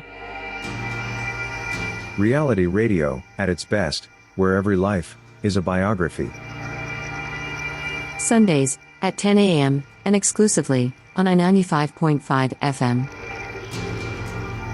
And streamed live on the Eye on Dependency Facebook page and YouTube channel.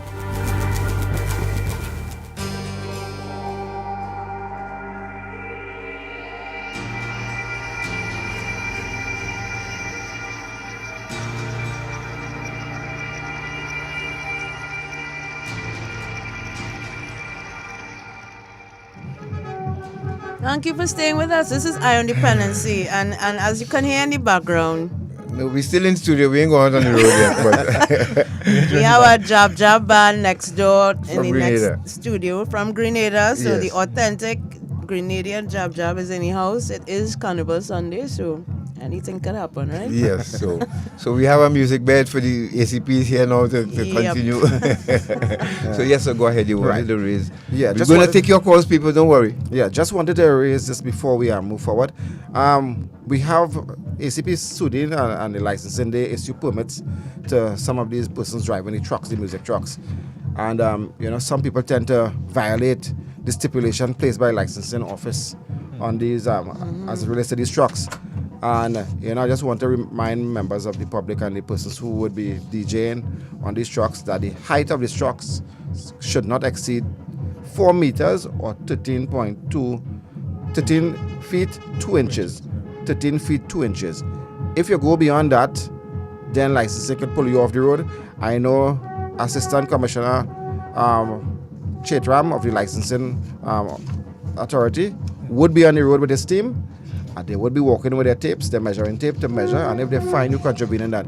And what happened this year, and I think it has been happening over the past few years, is that they won't call in the vehicles to inspect them at licensing. Yes. It doesn't make sense. Because when you call them in to inspect the trucks, yes, they are inspected, but then nobody mounts the music on them at that stage. So when you go with your truck and you mount the music after, and you decide to go over the 13 feet 2 inches, you're in for some problems. Please comply with that instructions. Yesterday we had a mishap at South Key. It was South Key, right? Where one of the trucks went beyond the height and pulled along some lines, right? So that could have caused injuries, serious injuries to persons who were nearby. Correct. And there was a small fire there. I think fire tenders responded. Wow. And I know of time before, one of my nephews was injured when a truck pulled along some wires and a light pole came down. He was injured, right, during that. So I know it from a personal aspect, and I know that these truck drivers, and they must comply with the information. Yes. And just before we go forward, I just want to say that our officers have been working extremely, extremely hard for this period of Carnival. We have been responding or attending several fetes for security-wise, fetes and other pre-Carnival events, whether it's detailed or extra duty. They have been attending these events and keeping order there. I'm proud to say that no major incidents took place at these events. And, I just want to tell you that, we really appreciate you from the Commissioner of Police and the Executive. We truly appreciate your efforts. I know we are looking forward to you coming out Carnival Monday and Tuesday to continue in the same vein in ensuring that we have a safe and secure Carnival. And, just to the divisional commanders, and I just want to name them now, because they are so important and integral in, our operations for Carnival 2025 and even otherwise. And from Port of Spain Division, Senior Superintendent Tom, Northeastern Division, Senior Superintendent Edwards, so, Western Division, Senior Superintendent Williams, North Central Division, Senior Superintendent Pierre, Northern North Division, Senior Superintendent Maynard Wilson, Eastern Division, Senior Superintendent Papunet, Southern Division, Senior Superintendent Kirk, Southwestern Division, Senior Superintendent Thompson, Central Division, Senior Superintendent Carty, Tobago Division, Senior Superintendent Eli. From the Guard and Emergency Branch, this is the team that you see looking like robots outside there. Public Order Team, yes, Senior Superintendent Montrechard and Superintendent Frank. And then we have from the Interagency Task Force, Senior Superintendent Spence, Human Service, they have been delivering for us. At the Panorama semi-finals, even the Junior Panorama, the Guard and Emergency Branch have been integral in that. The Traffic Branch, they have been integral in that as well. And prior to this year, I was never interested in Panorama. I would attend the Panorama or be there for security reasons. Yeah. And that would be oblivious to me what is taking place as relates to the PAN. Although I'm hearing it, my main concern would be security. This year's Gold Commander, I was there in a different capacity, managing the entire event. And I was able to actually listen because there was another officer who was managing the actual police officers on site, although we prepared everything. But he was there. And I was able to appreciate Panorama for the first time. PAN. And it caused my blood to... my pulse raised. It was the national instrument. Exactly. Yes. And when even the junior Panorama, when I heard the first band play, I said, wow, I've been missing this all these years, right? No, it's something serious, and I understand why. Even up to yesterday, I was there as well. Yeah. I attended the one in Tobago. Tobago was nice and cool and relaxing. We had about just over 2,000 persons there. It is growing in Tobago as well. Everything was, smooth. Everything finished on time. Yesterday, there were a lot of persons at this finals. Yes, the North Stand was full. I was but surprised. the grandstand was full. The North Stand, it was reversed this year. Grandstand was full to capacity. Yeah. The North Stand had about half capacity, but the drag, you took probably about half an hour to 45 minutes to walk through that thick crowd to get in from the drag to reach up to the stage. There were a lot of persons there. Yeah. And you see that interest and a lot of foreigners. And people tend to say that Trinidad this and Trinidad that. Check it out and see how much foreigners still coming here, despite what people believe, crime out of control, this and that, and bad talk our own country. But people who come in from abroad find this country still safe enough to come and spend their carnival here. Cruise ships coming in, by the numbers, right? They are here. Planes coming in full. Persons coming by the numbers to here, where people still want to bad talk. and say it's not a good country and crime out of hand and run to other countries and be subjected to their laws, and you have to comply with it. And you can't mess up the place there like a train bottle through the window here. Yeah. You can't leave your beaches nasty. Correct. But you go in and comply with everything because you're bad talking here. Right? Yeah. I've seen, I mean, simple thing as, oh God, well, you talk about breaking traffic lights and running on that walkover. And as you say, I don't see nobody doing that when they travel. But here, people actually standing up on under the walkover and ready, set, running. Under the walkover, you know. And then cross over the concrete barrier. Yes. You know, run across it the makes next no house. sense. Yeah. You know, but say what, it's what we all have to deal with. And sometimes when they get arrested, I say the police wicked. You know, oh God, all you're wicked. But let's go to the video E now. So safety tips for the police, and we then can start with 9, 10, and 11, though. Yeah, these are all safety tips. okay, 9, 10, 11, and we're going to E, and then we'll then play E the and F. from the commissioner. Yeah. And then we take your calls, and then you get closing remarks from the gentlemen here. We really thank you all very much, gentlemen. ACP Richard Smith and ACP Brian Sudin for spending the time with us this morning, because I know when they leave here, they're not going home to Callaloo and macaroni pie. They're going back to work. We'll probably get it Wednesday. Yeah. So, Shortman, let's start. You can start with 9, 10, 11, and just play them back to back. So 9, 10, 11, then E, F, and G. Let's go. So, folks, on YouTube or Facebook, please do for these short Cheerful company. Ready. Set. No. Know your circle. There is safety in numbers. Stick together, be your brother's keeper. Don't drink and drive, arrive alive. Cheerful company, Carnival safety. Stay alive 2025. Because we all know the best carnival is a safe carnival.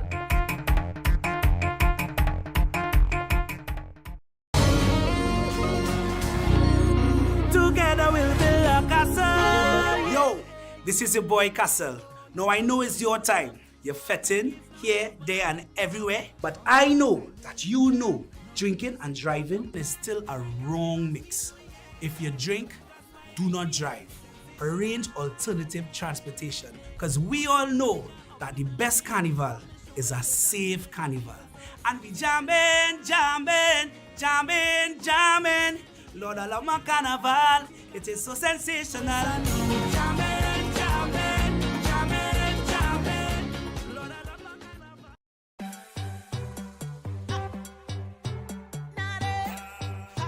What they calling me? My nickname is Coffee. It's your girl Nadia Batson, and I know you can't wait to enter the fete and relieve your stress. You're ready to go. But I know you're not going to park your car in them dark spots. For your own safety and to avoid having to come back and your car gone, please park in well-lit spaces and places. Because we all know the best carnival is a safe carnival.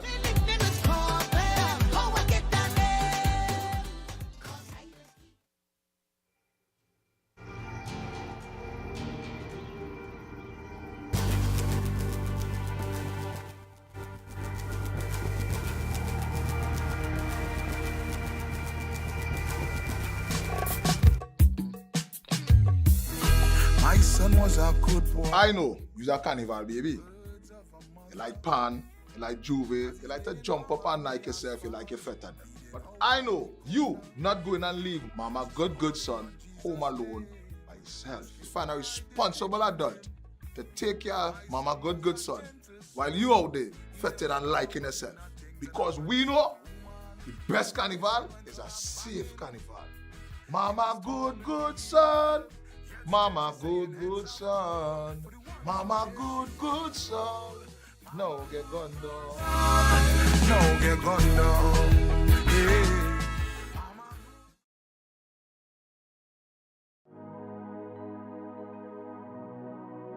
As we engage with the public, we can make a difference. Greetings. I am Junior Benjamin, and I am your Commissioner of Police. And it is indeed a privilege to share with you today what I believe is so important as we head into this Carnival period. I want to take the opportunity to thank all the officers for your hard work and dedication and for your commitment to the Trinidad and Tobago Police Service. We know that Carnival is known as the greatest show on earth. It is our intention to make it the safest show on earth. At this time, I know that the task ahead during this Carnival period will be a very arduous one. And with the grace of God, I know that we can do it. I want to challenge each and every one of you as we go out there. Let us represent the TTPS. Let us ensure that we give Trinidad and Tobago the level of customer service that as we engage with the public, we can make a difference. As you go out there to do your jobs, know that you represent a noble organization. And as you work, I want you to work with all your heart, knowing that there are those looking at you, and we ought to be a beacon of hope and light. Officers, I want to say thanks. Thanks for your dedication. Thanks for your support. Thanks for your sacrifice. You are charged with that responsibility to ensure that this Carnival period is a safe one. I want you to take this responsibility seriously. And therefore, as you continue to do your job, know that the world is looking at us. And what you do matters. I want to also say to you that the responsibility of making Carnival 2025 a success lies with you. And I know as you do your job, you will do us proud. I thank you.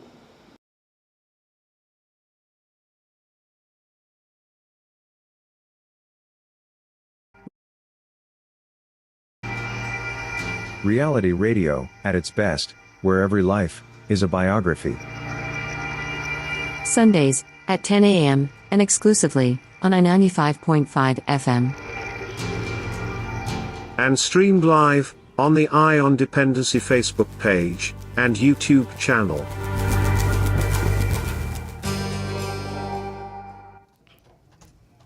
Right, thank you for staying with us. Again, this is Ion Dependency. It's Carnival Sunday, and we are talking about safety and security for Carnival 2025 with the Gold and Assistant Gold Commander for the TTPS, ACP Smith and Sudin. So now, before we take your calls, let's talk about this one here now, gentlemen. The whining on police officers. Now, mostly women do it, but we have female police officers too, right? Yes. I don't know if men lose their key at the head to go and whine on a female police officer. However, I think how they do. you, as the executive, view this, and what are your thoughts on it, and what would you like to say to the public? All right. Well, I've never seen a man try to whine at the woman police. I think I don't know if the woman put up that kind of signal there that they would stay away. But over the years, we have heard several, commissioners or even senior officers make pronouncement on that, right? And whenever we say, I don't want no whining on my officers, it's then they come into whining here, right? They will come and do it for spite. Challenge. Right? It's a challenge. Mm-hmm. Lock them up now, and they come with all themselves and wind up on it, right? I think, this is my view. I don't know, subject to what Mr. Sudin would say next, but I believe that I've seen other jurisdiction where they have Carnival, that persons, whine on the police there or dance with the police, and some of them accept it. In Trinidad here, I believe it's a choice that people make. It's a gesture of them being friendly to the security forces outside there. Right. So they would come and just try to, be friendly police officers by doing that. However, some officers might take it differently. Mm-hmm.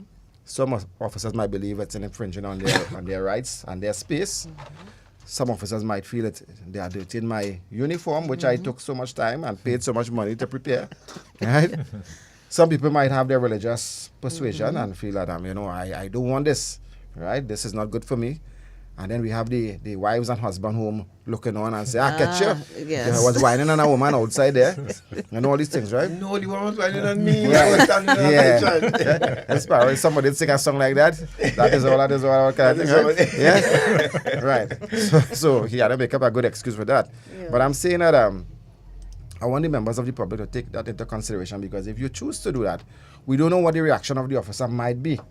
Right? And so what I would suggest in this instance is that if you want to whine in front of the police now.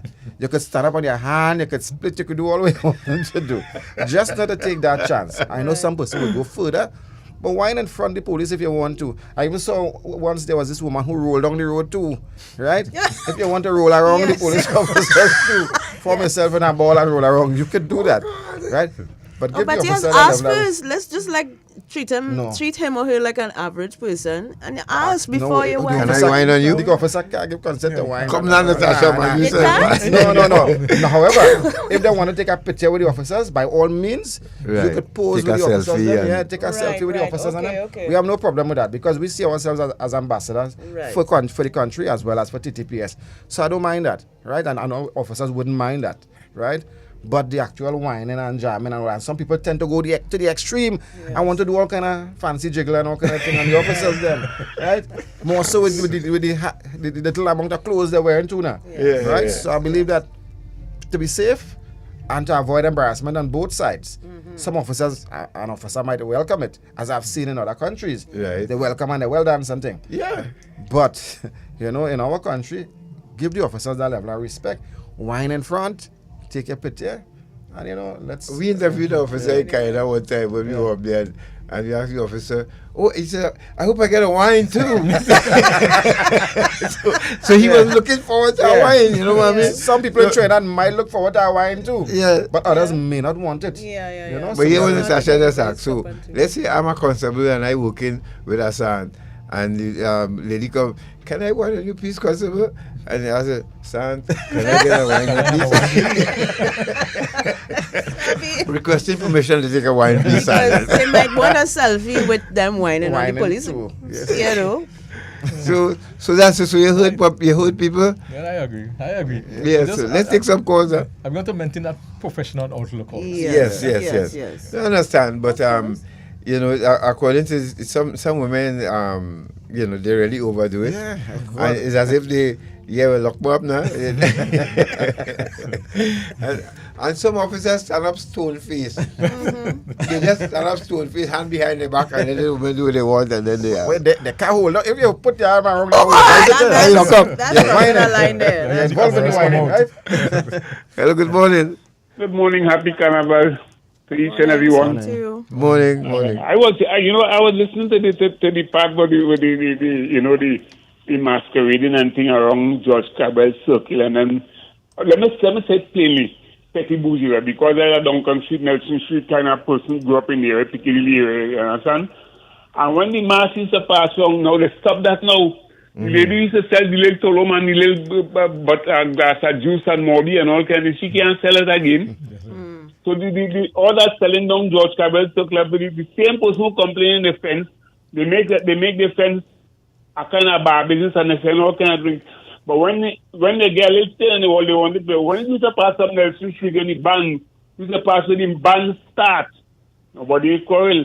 Everybody want the place to look nice and thing, but they want to keep a bar around there and all kind. I ain't saying that an nasty little place. But the revelers come out, that's not angel they playing with there, though. The revelers, Carnival Day, no more be drinking, no problem. You understand? And when they used to come Nelson Street and Duncan Street and across George Street and Prince Street and Piccadilly Street and things, nobody ain't making no noise and saying nothing at all, because the lady selling little cake and sugar cake and she getting some sale. Now all the sale is down there. The people when the mass really start can't get nothing at all. Like that, I tell you, want to move the Cambule from the greens to put a point around my God. But it's a make so like that hush one time.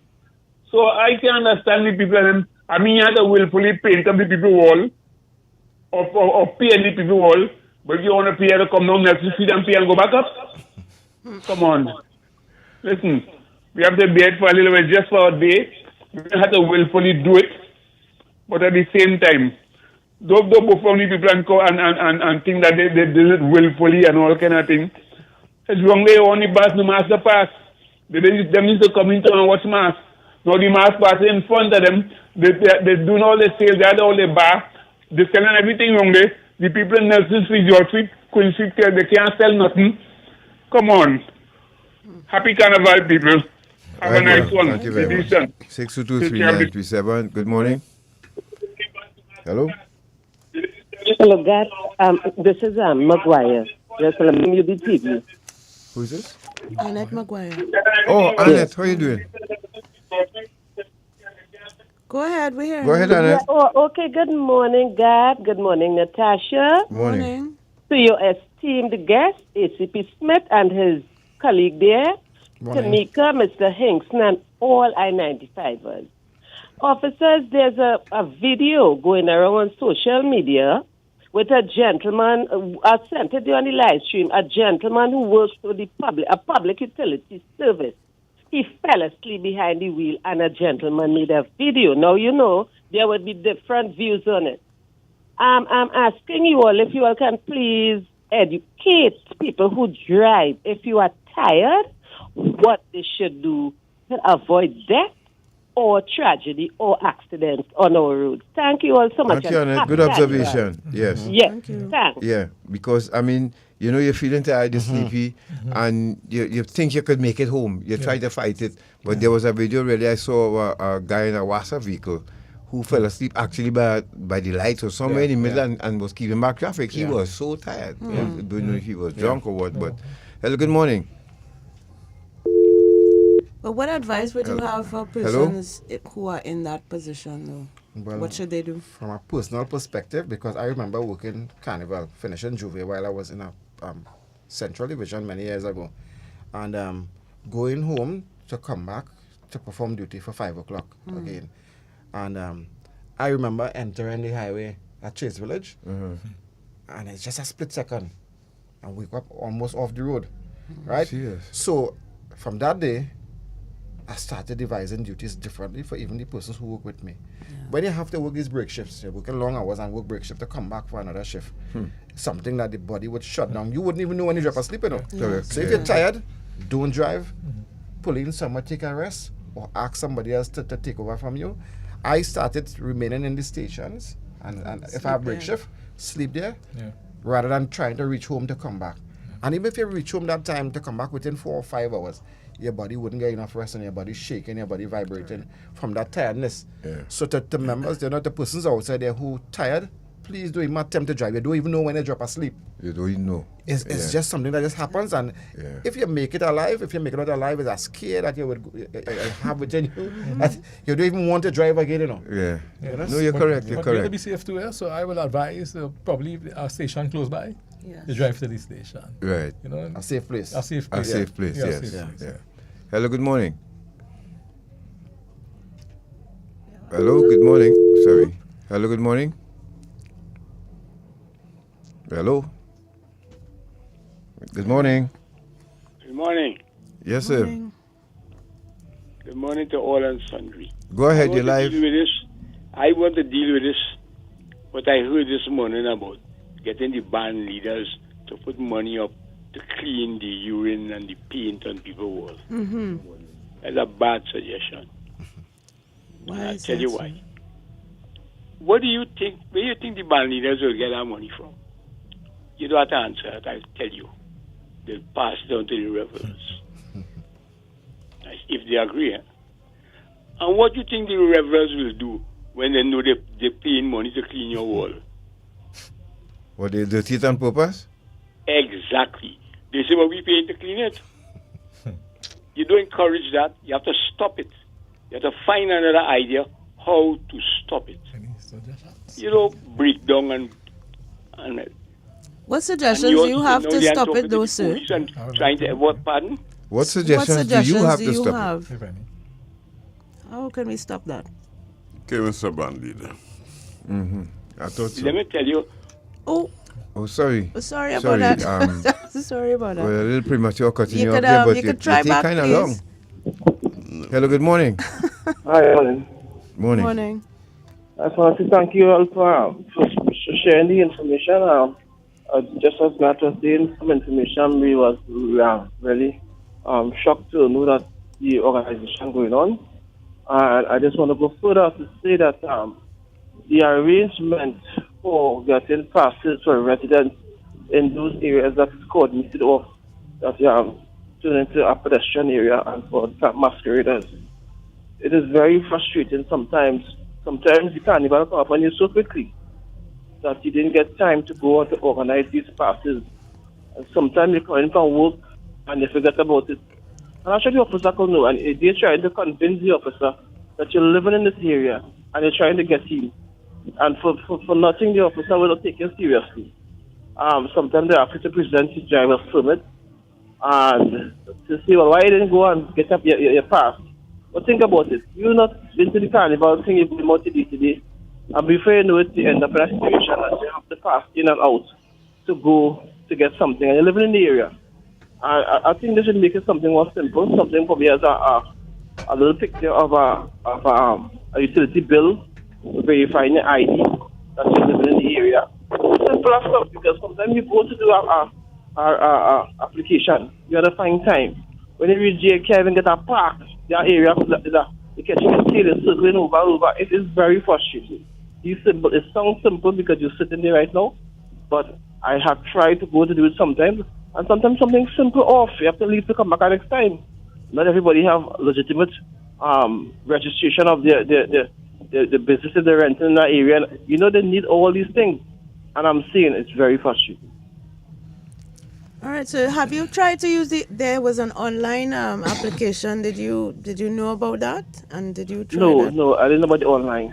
Right. Well, that was a measure that was implemented to ease the frustration that you just mentioned in terms of having to go to Riverside Plaza to get the permit. But we apologize on behalf of the TTPS. This is a real thing, and I saw a lot of residents that are tested. They are there by the barricade trying to convince the officers that they live in this area, all they want to do is go home, or if they went to the grocery and they come back inside. Yeah. They have no relationship with the carnival, but just trying to do basic stuff. So I just want to highlight that. So thank you. Right. Yeah, of course. Well, the ACP Sudin is going to respond to you. I also apologize if you're frustrated in the process. I don't know if it was this year, because this is the first year I'm sitting there. But I just want to reiterate too, is just to manage the vehicular traffic in and around the carnival zones. Yeah. Because if a lot of people will come and try just to have a good place to park to watch carnival. Yes. That's why we have this strict process. But we will brief our officers. Let's say you wasn't fortunate to get the pass. We will brief our officers to use their discretion on Carnival Monday and Tuesday, because a simple permit will say where you are residing. Yes. Right? So we will brief, and we'll take note and brief the officers. That's providing the permit is updated. Yes. Please. Yeah. It has to be valid, of course. To prove that that's the address you're going. Exactly. Hello, good morning. Good morning, gentlemen. Morning. Morning. Mr. Smith. Morning, sir. You may know this voice. And what I observe happening, especially in some of those streets where you all pushed crash barriers and stuff, not the concrete thing, whereby they can't come on the route for where the band's passing. Yes. They park, people on the other side, they'll park on the left side, some park on the right side. But I observe some people coming and park in the center.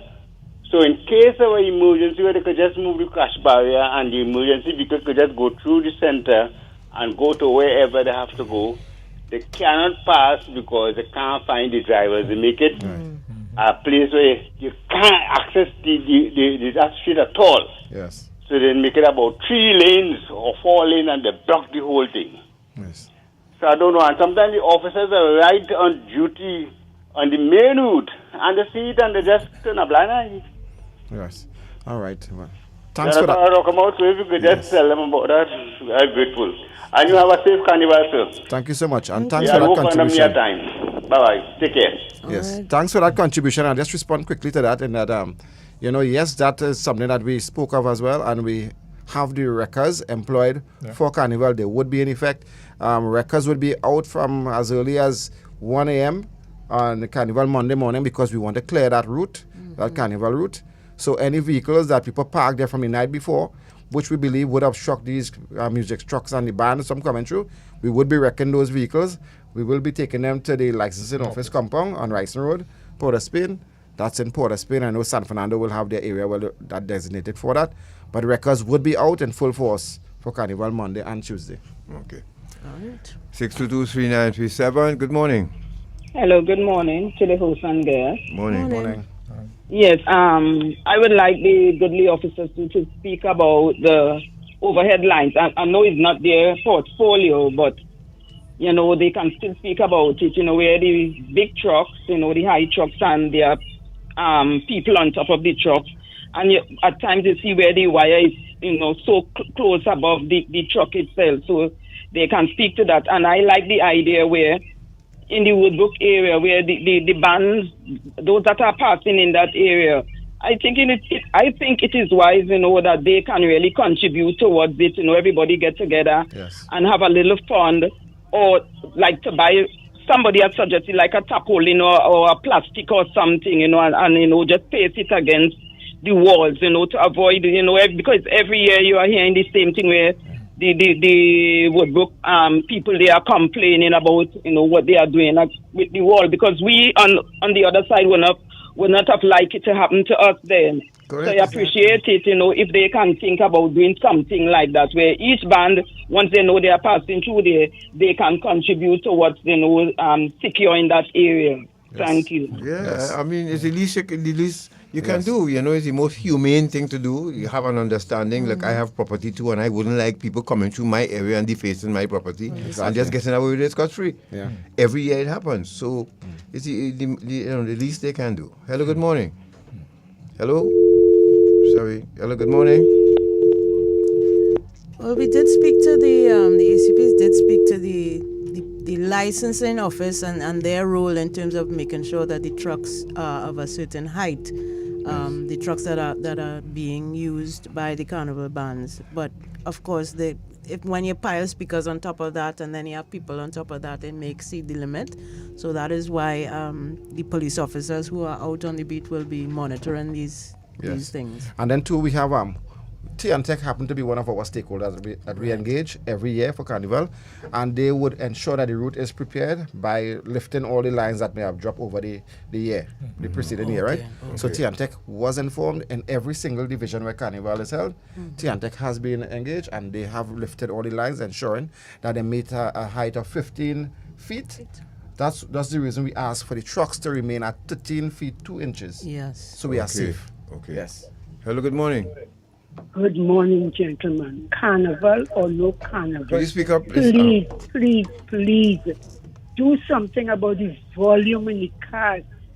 I mean, I'm sleeping in the night. Hardly hearing you, ma'am. Sorry, am I saying something wrong? No. We just can't hear you. Oh, what I'm saying, you hearing me? Yes, a little better now. Yeah, what I'm saying, please, carnival or outside of carnival, do something about the volume. Mister, I live almost on the pavement. I can't sleep when I come. Church going on, is the noise in the cars. Do something about that rule. Put down the volume in the cars. Please. Yeah.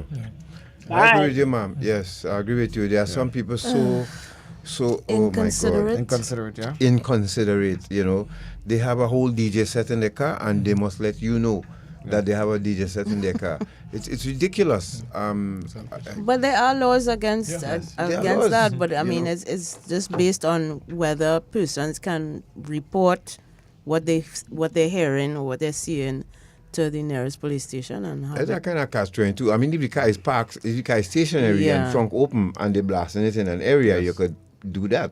But if a car passing through your area, you already the police. It's hard for the police to do, you know. Yeah, but once they detect the offense, they could be charged for playing a noisy instrument. Right. Yeah. And we have just trained some officers again as it relates to the use of the decimeters for that. So we will have officers in full force dealing with that, even during the carnival period and outside of the carnival period. Yeah. Hello, good morning. Hello? Morning. Good morning, and the guests and there.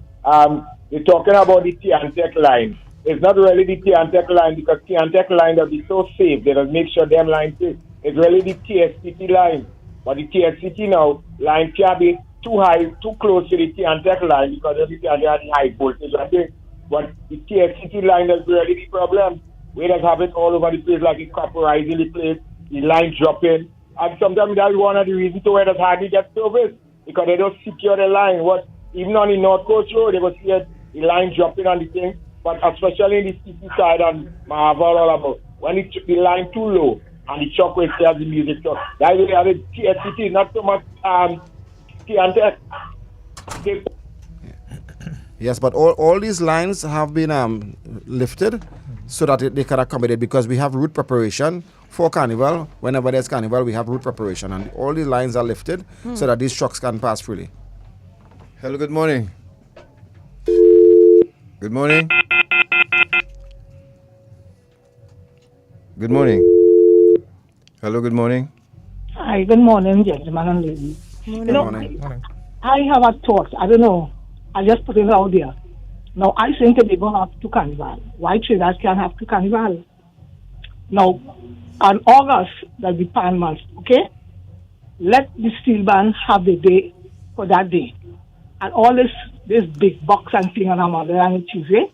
Because sometimes the steel band, and you can't hear the steel band when they're on the road on Monday and Tuesday, this big box. So I think they could bring Carnival for the steel band for August. So they could play the mass, the sailor mass, and all that thing, and enjoy themselves. That's my thoughts. I don't know if I think it's right or what. But I want to hear all the thoughts, what all they think about that. Well, thank you very much for that. That has been suggested, actually. I think Rubadiri Victor was the one who suggested that we have like an acoustic Monday, so that all of the music that you hear on the street on a Carnival Monday would be acoustic, i.e. steel band and tassa or whatever, so that you don't have that kind of congestion of the electronic music coming from the trucks and that messing with the steel band, which should have pride of place on the road.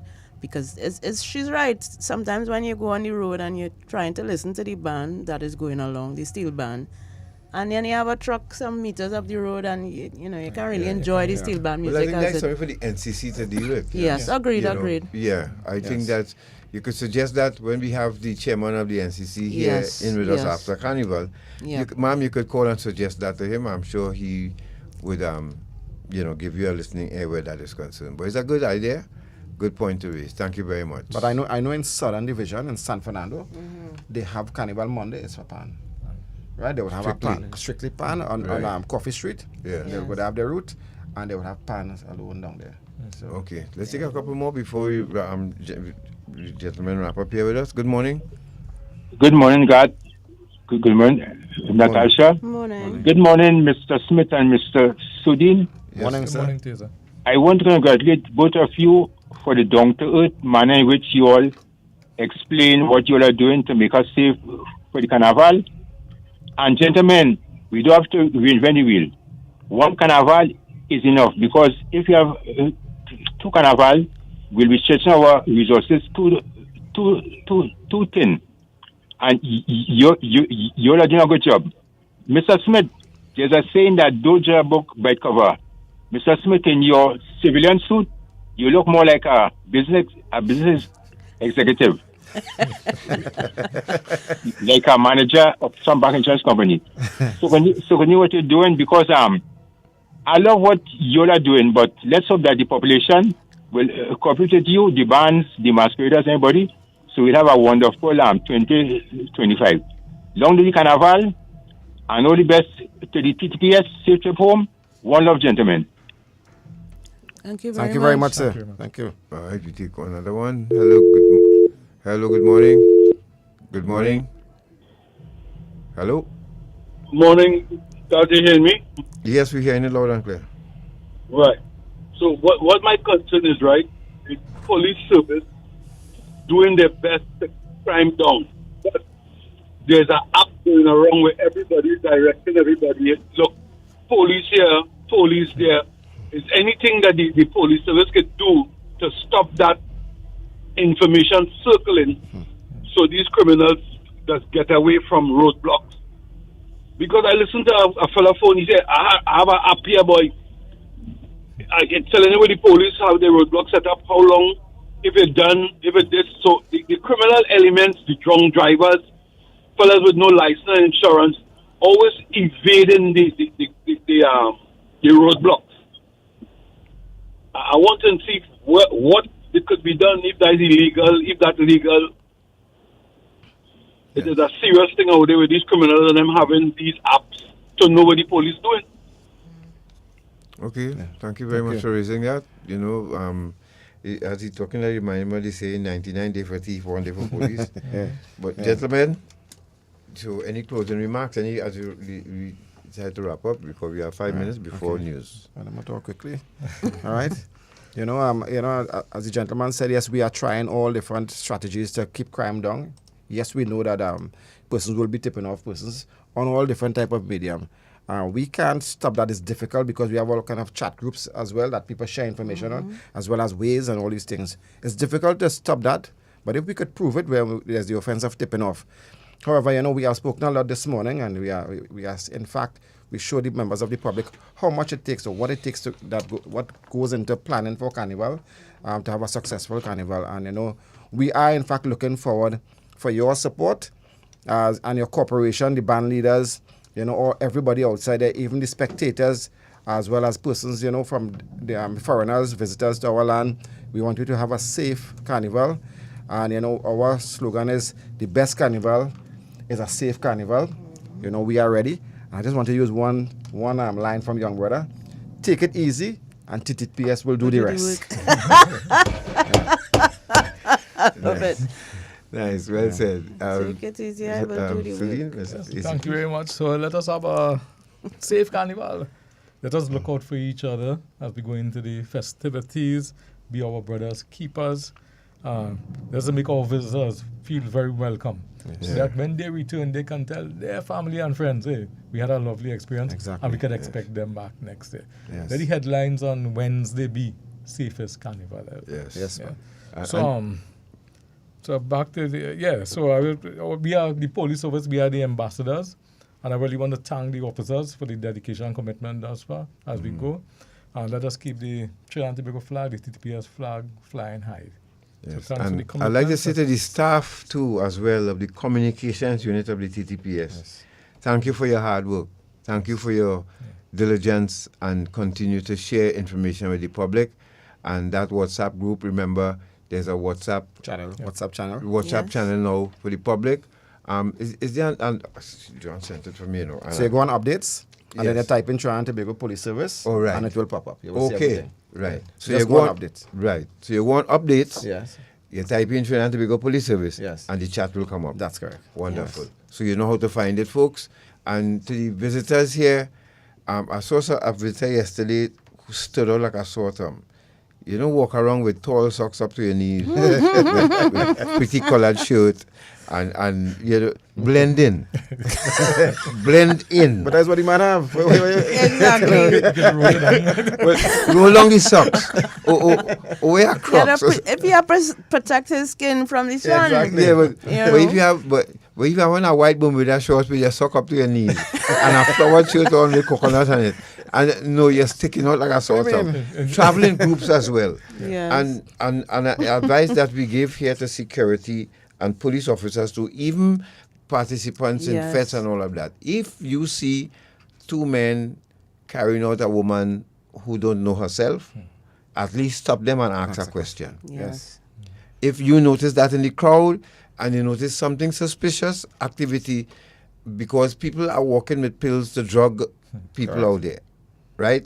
If you start drinking and after your first drink you start feeling weak, you start a cold sweat, find a security personnel or an officer to let them know how you're feeling and let them take you to safety. Chances are your drink was spiked.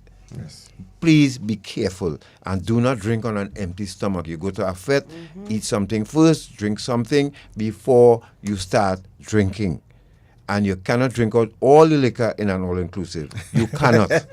No matter how much money you pay. You know, gentlemen, we want to thank you so much for the hard work and dedication, all this planning and preparation.